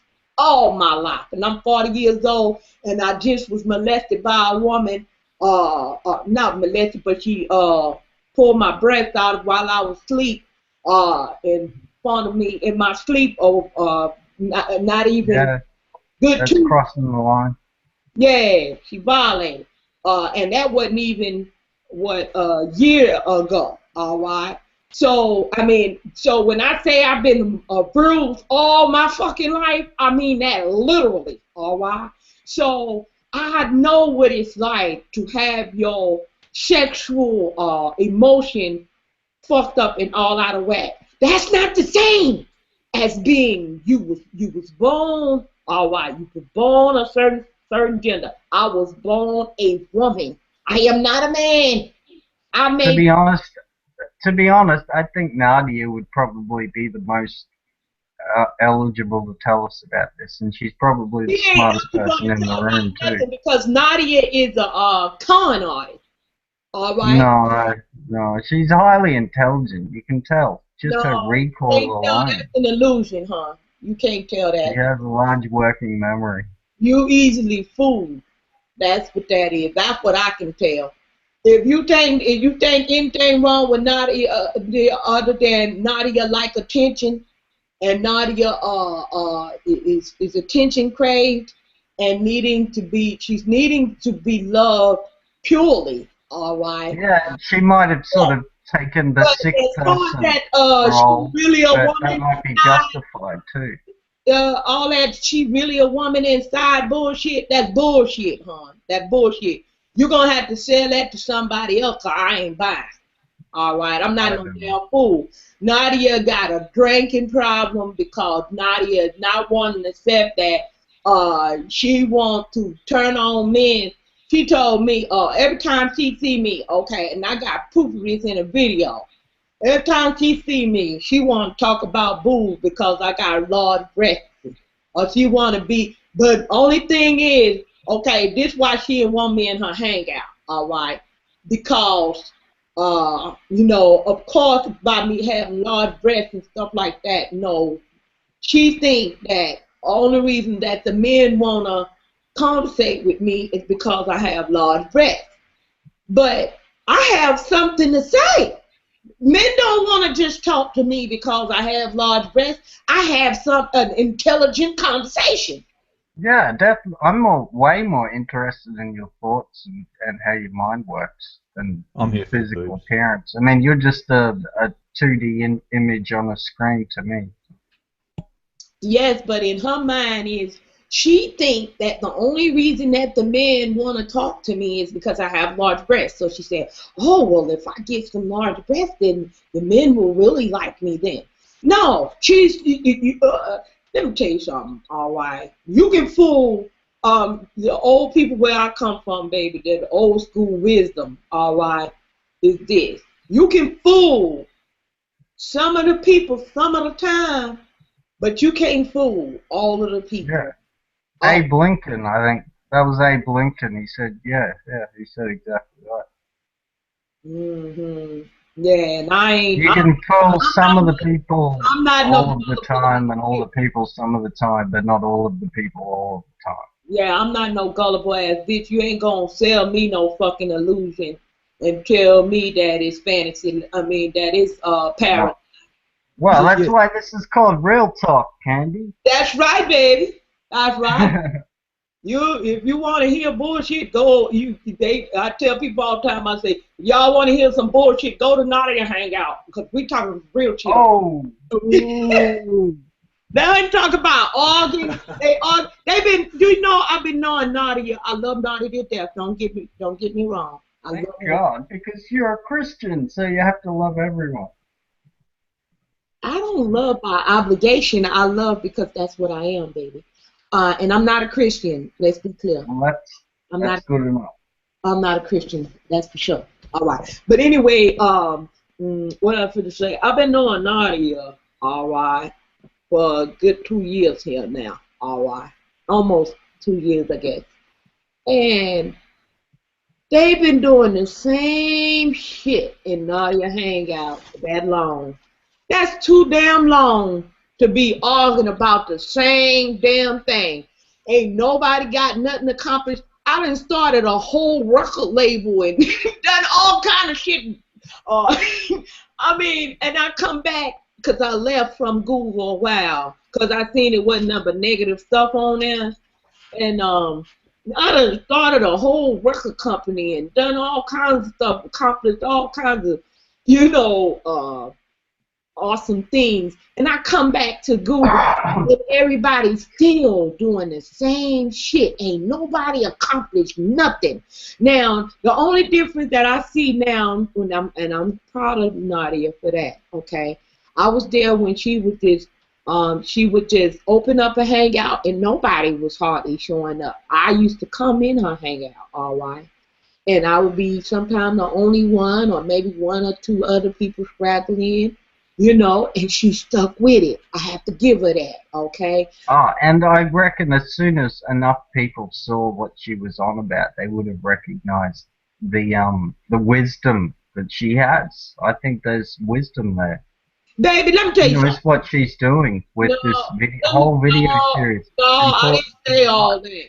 No, you ain't gonna tack that on. No, you can't send that in an email as an attachment. That don't go with this. What I'm talking about. All right. She done built up her viewership. All right, as far as her YouTube, so she can get paid through her YouTube channel. That's what I'm saying. Nothing more, nothing less. Now, as far as this, I'm so sick and help me, I'm dying shit.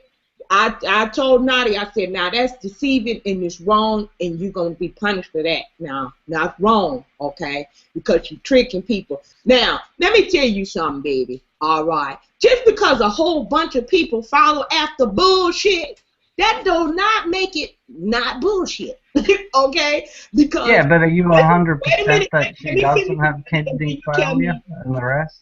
Let me finish and then you tell me that bullshit. Yeah, I don't want to get in a fight. No. I want you to understand. I talk strong like this. Look at my videos, huh? Okay. Cool. Now, especially when I'm very passionate about something, I talk real strong. All right. And this is one of them things. I don't like when people bullshit people. This is why I've gone into churches and told the pastor, you're a lie, you connive, and if they homosexuals or whoremongers and adultery, I call them out for what they is, all right? Because I don't believe in deceiving people. And people will talk about a church pastor for misleading people and then go right on here online and follow after some shit Nadia doing. And what is that better? Because, get the fuck out of here. Wrong is wrong. Like, it doesn't matter who's doing it. Wrong is wrong. Whether she has the title that she's a pastor or not. The point is, when you're deceiving people, it's wrong. All right? Nadia don't have no Jennifer Sawyer. All right? It's no, that's some made-up ass motherfucking bullshit where people want to have impure sexual desire. All right? Can I ask you something though? Sure. Because I've heard these scientists say that there's evidence that it's a that it has a physiological basis, because in the womb embryos start out feminized and they need hormones to become male, and if they don't get enough hormones at these crucial stages, they'll be partially masculinized. And in that sense, it can sort of explain how you could have a male with a brain that functions like a female's brain. If do you think something like that could happen? Everybody has both male and female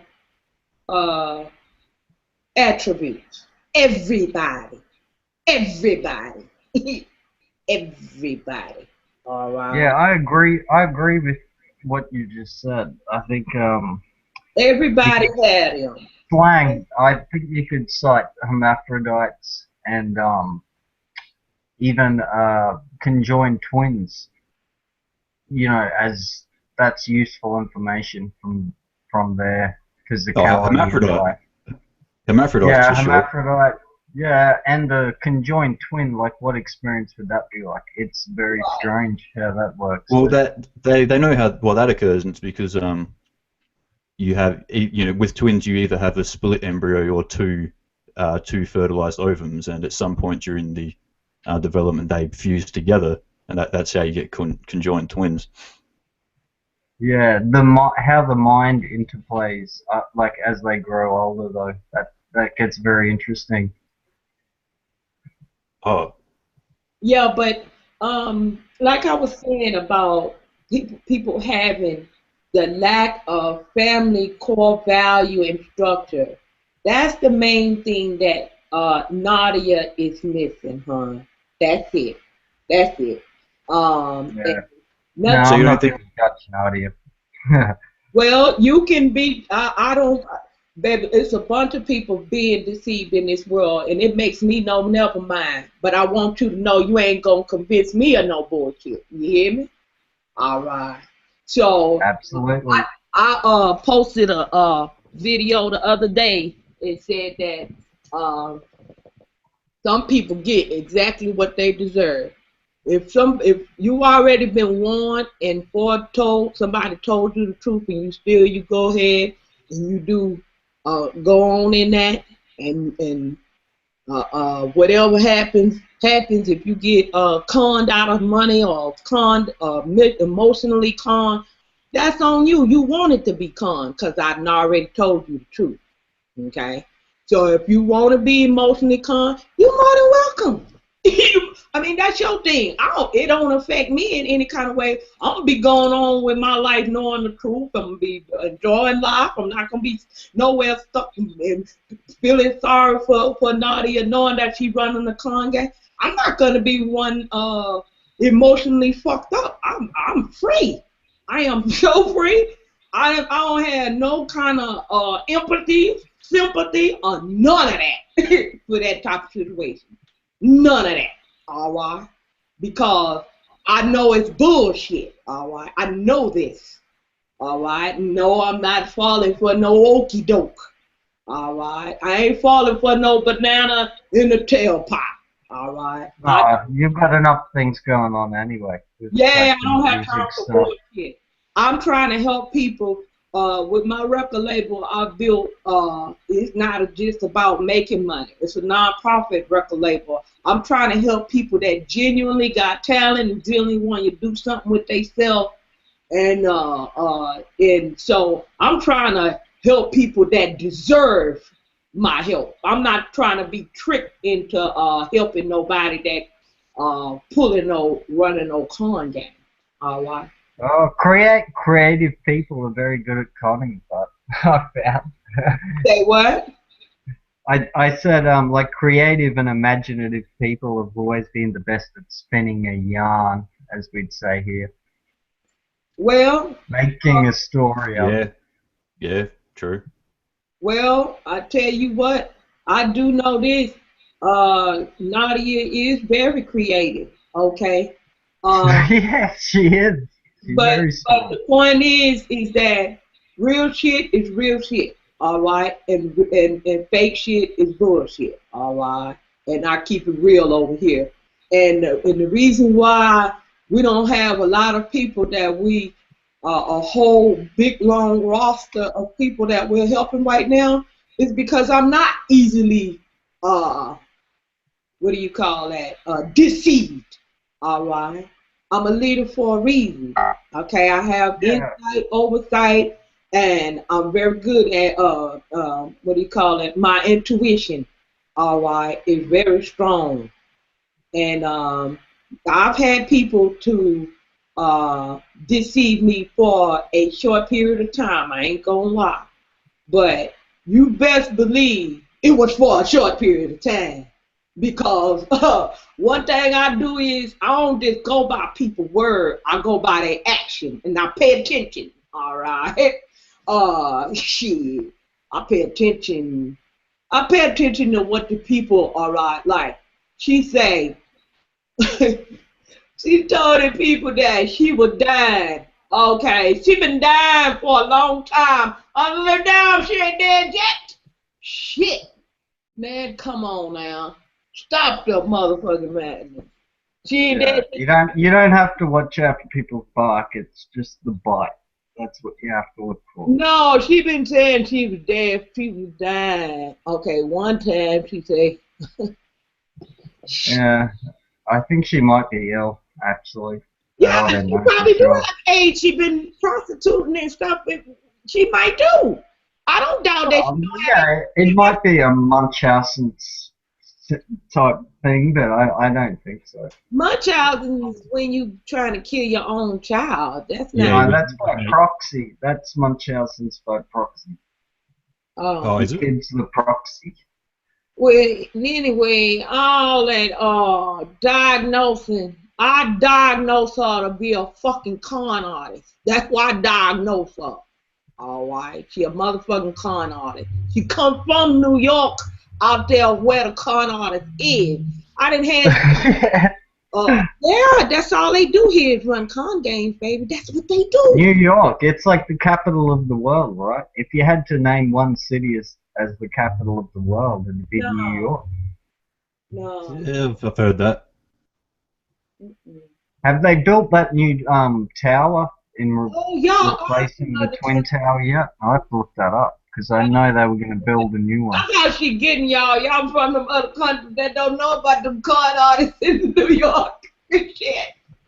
Shit. Boy, that's the thing. I love New York radio. I listen to Ron and Fez and Opie and Anthony. I listen to all of that New York radio. I reckon it's great. They have the best comedians on there. Oh, really? And they can say it's XM radio you have over there, right?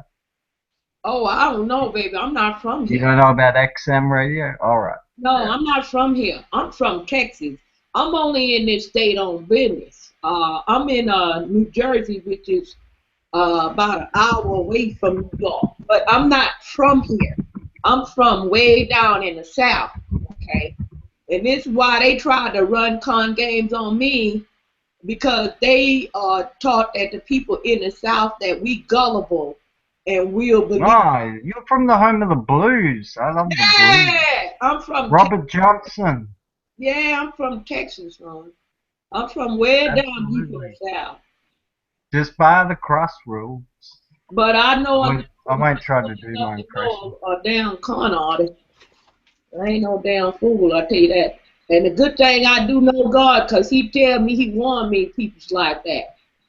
Man come one time talking about, we want to do such and such and such, help you with your record label, and we're going to promote you, and we're going to do this and this and that.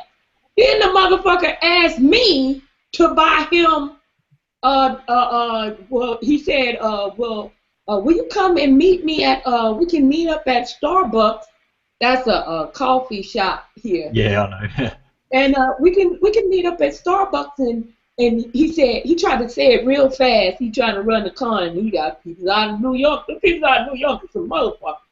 So he said, cool. They did build the building back. They built a bigger one. It's the biggest one in the Western Hemisphere now. Just a single one for the terrorists to come blow up. Oh, stop it. But anyway, he said, You can come meet me, and if you could just buy me, you can.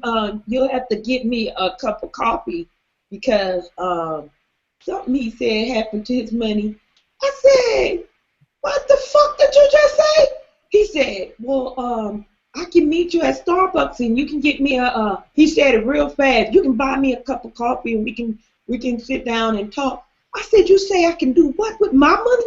I said, Oh, you can. Yeah, you can. You got the wrong I say, you got the wrong bitch. I don't know what the fuck you think, who you think I am. I say, but you ain't gonna pimp me. I say, I'm not gonna meet you no motherfucking where. First off, if you don't got no damn vehicle, how the fuck you gonna help my company? I got a whole damn company. You gonna tell me you gonna help me? How you gonna help me?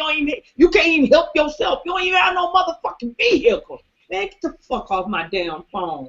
Don't call me. Asking me for coffee. Look at I can buy him a cup of coffee. Look at me, fucker. See, that's what I'm saying. That reminds me of something. I once, when I was working time, I was in this mall and I had to empty all the bins and that. And this guy comes up to me and he gives me a card and he goes, "Oh, can we meet up sometime and have a coffee? I want to like discuss some shit with you." I'm like, "What the fuck?" And I don't know if he was coming on to me or what. But it ended up being this dude from this company, is Enron or something. Is that the name? But it's a pyramid scheme, you know. Yeah, it was a scheme. Enron is like. That was one of what's Enron again? Well, no, I might have the wrong name, but it was this. Yeah, oh no, that was that pyramid scheme thing, right? Yeah, that was Enron. You right? That's from out of Texas, where I'm from. Enron. It was a big. You buy stuff in bulk, like a bunch of you get together and buy all your fucking food and groceries and shit in bulk, so that you can save money by avoiding like the middleman. And I don't know, but yeah, he was explaining it. I never went through with it, but yeah. Well, that might be something else, but Enron was one of the biggest cons they ever had. And see, this is what I mean by people being fooled by so-called intelligence.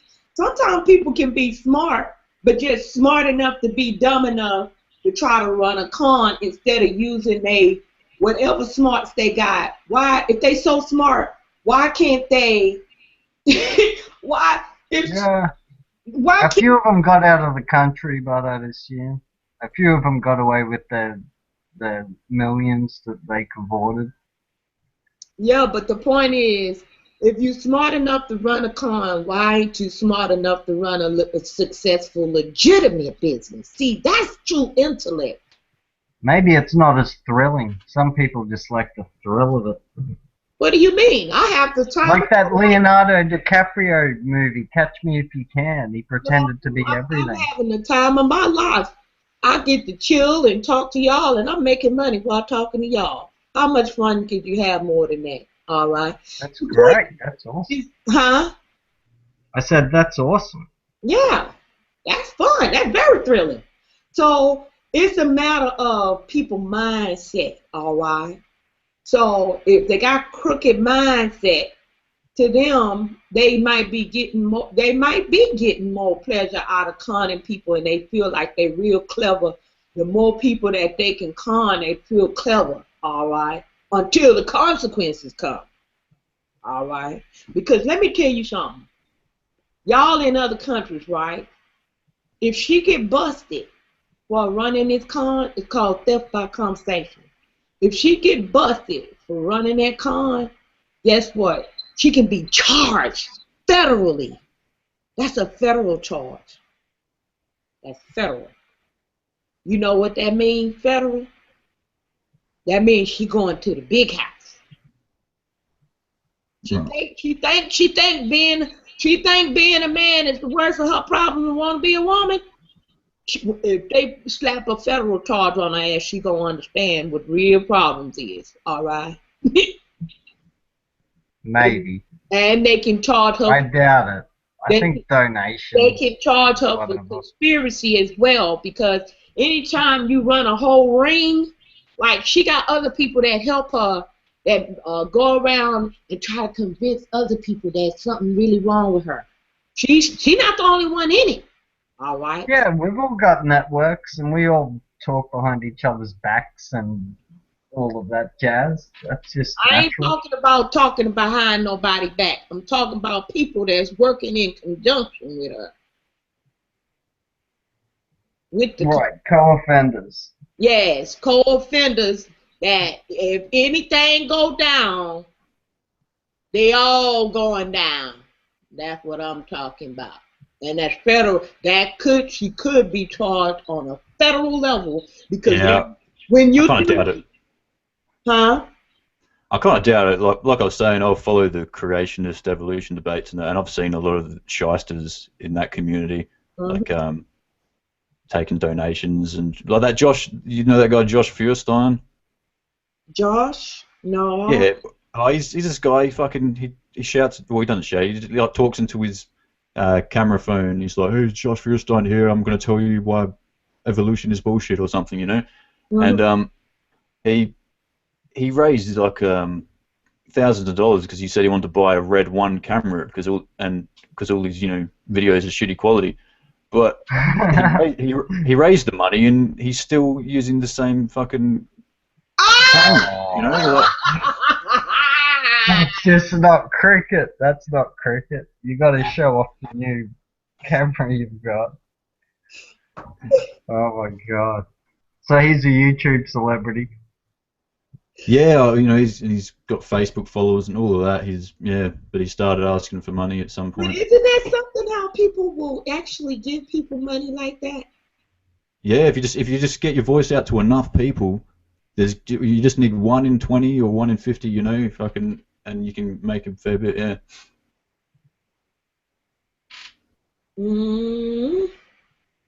Wow. You know, that really saddens me.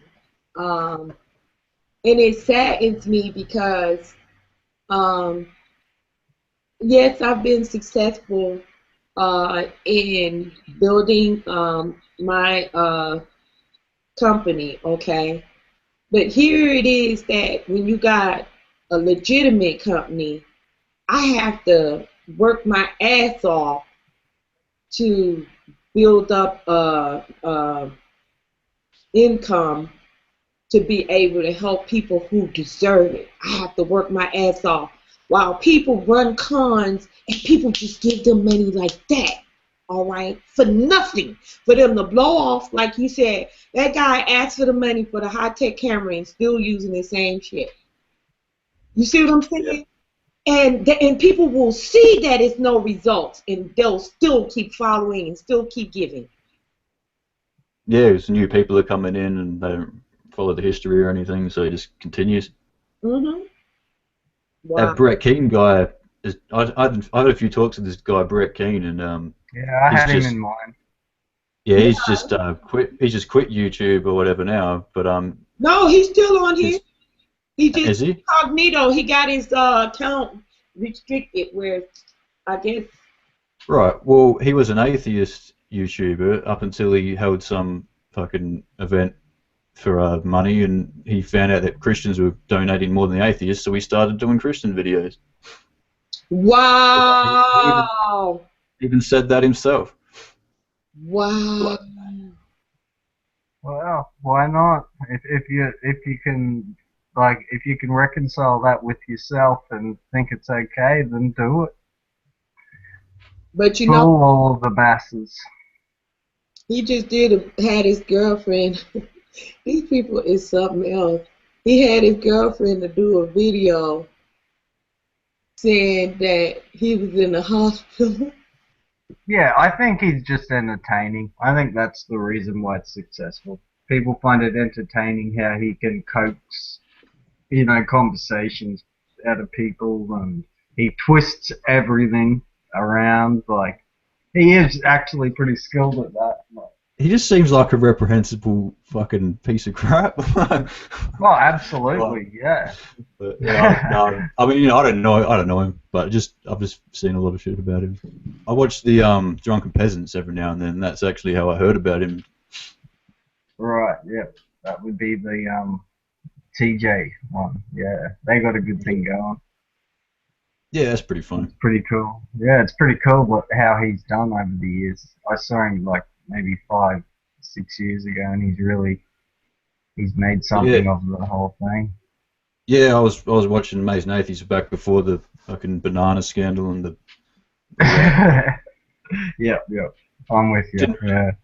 didn't really affect my opinion of him, you know. But Well, he dealt with it like a sensible person, and now he's like, it feels legit now. It feels like one of those legit podcasts like Mark Maron or like the Legion of Skanks. I think that's what they might have even taken as a template, which is a bigger audience in America and that. But them podcasts have just taken off. They're huge now. yeah, So yeah, he's got a good one going. That's awesome.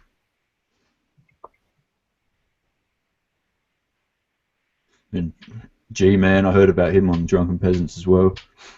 I ended up having a few talks with him. Oh, true. He made it on the show. That's not good for him. All I know is that I've never spoken to G-Man, but what he's like getting kicked out of house or something. So.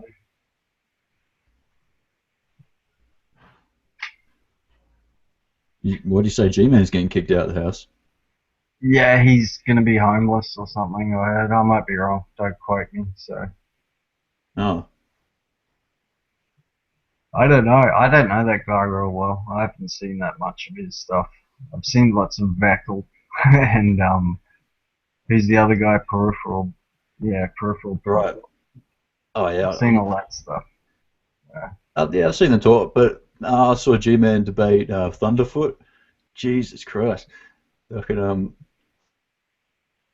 is G-Man for 5 minutes is like, show me a dog turn into a non-dog. It's like, or a canine become a non-canine. Thunderfoot's like, you take a dog and you burn it. Like, how, you know. Yeah. And, yeah, you didn't see any of that? No, I haven't. I didn't know that he was that popular that he would have spoken to Thunderfoot. So that's interesting. Oh well, it's because of Thunderfoot's had some interaction with TJ, so they arranged it for him. Right. This was on Drunken Peasants, and they got Calder Dusty to debate him at one point about slavery. Yeah. G-Man saying how it's okay to own another human being. It's kind of flabbergasted. Yeah, it becomes a bit comical. You can only really laugh at the end. Like after a while, you either go mad or you can just laugh at it.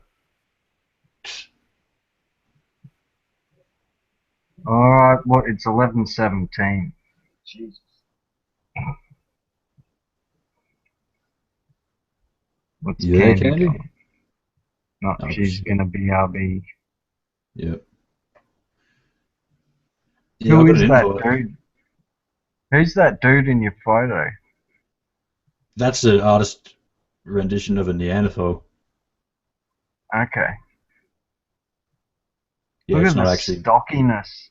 Look at the stockiness of the neck. Like, Yeah, the neck meets at the back of the skull, rather than underneath the skull. It's like more like a gorilla or a chimp, yeah, absolutely. You'd be way less prone to concussion too. Imagine fighting that in the ring. Jesus And Christ. the chin slants back. It's more like an ape than a modern human. Yeah. Oh, that's funny. He's got a weak chin, but I wouldn't fight him. Yeah, they were denser and stockier than us, but shorter. On average, they were shorter, and they probably couldn't run as fast as us because the way their hips were put together. Yeah.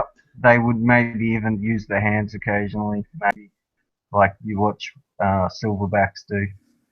Oh well, Neanderthals were closer to us than they were to chimps or something. You know what I mean? Like they could have interbred. They reckon that Neanderthals interbred with modern humans about 30. They think Neanderthals went extinct about 30,000 years ago, but prior to that, they were interbreeding with modern Homo sapiens around Europe and Asia. Jesus. Yep. What is this? I think it might shut down candies left. Yeah. All right, dude. I'm gonna check out anyway. Yeah, no worries. All right, take care. I'll see you around, eh? Yeah, catch you later. I might add you to my list or something. Cool. Yeah, I've got you added. Take care. Have a good one.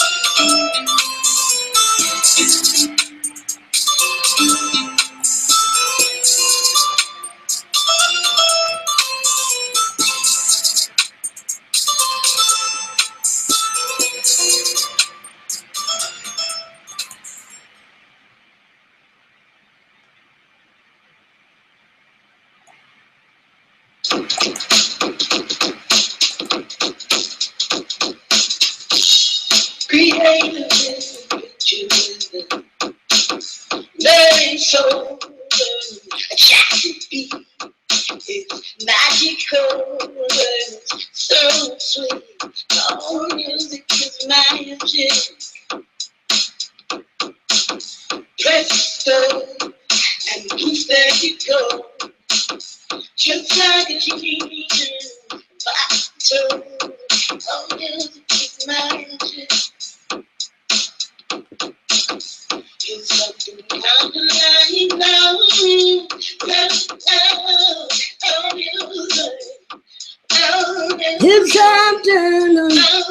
It's something kind of like. Music is magic. His heaven, his heaven come alive. His heaven, his heaven come like love. Oh, music. His something, his something come to life.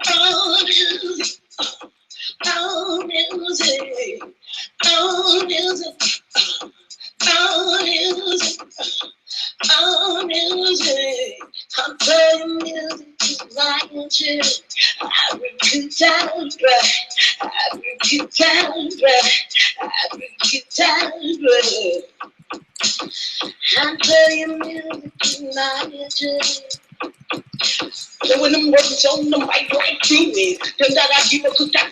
I do it, I'm so cold with it, I come up with hit songs and bring it. I'm telling music, I'm telling music, I'm telling music is my magic. It's happening, it's happening, love, it's happening, love. Please have God, take love. Oh, you my jig. Drop a beat, I'ma put something on it. I'm showing how to gotta keep it flowing. I'm telling you, I'm telling you music. I'm telling you music, my music. I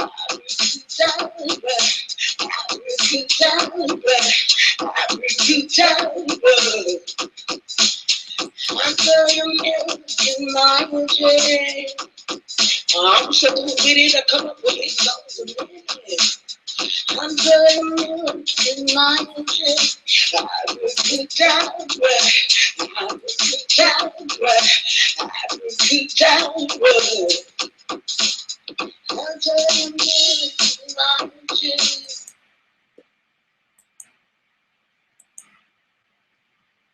We are nearing the end of this particular segment, and we'll be starting another one. The next one is we'll be starting in just a few minutes.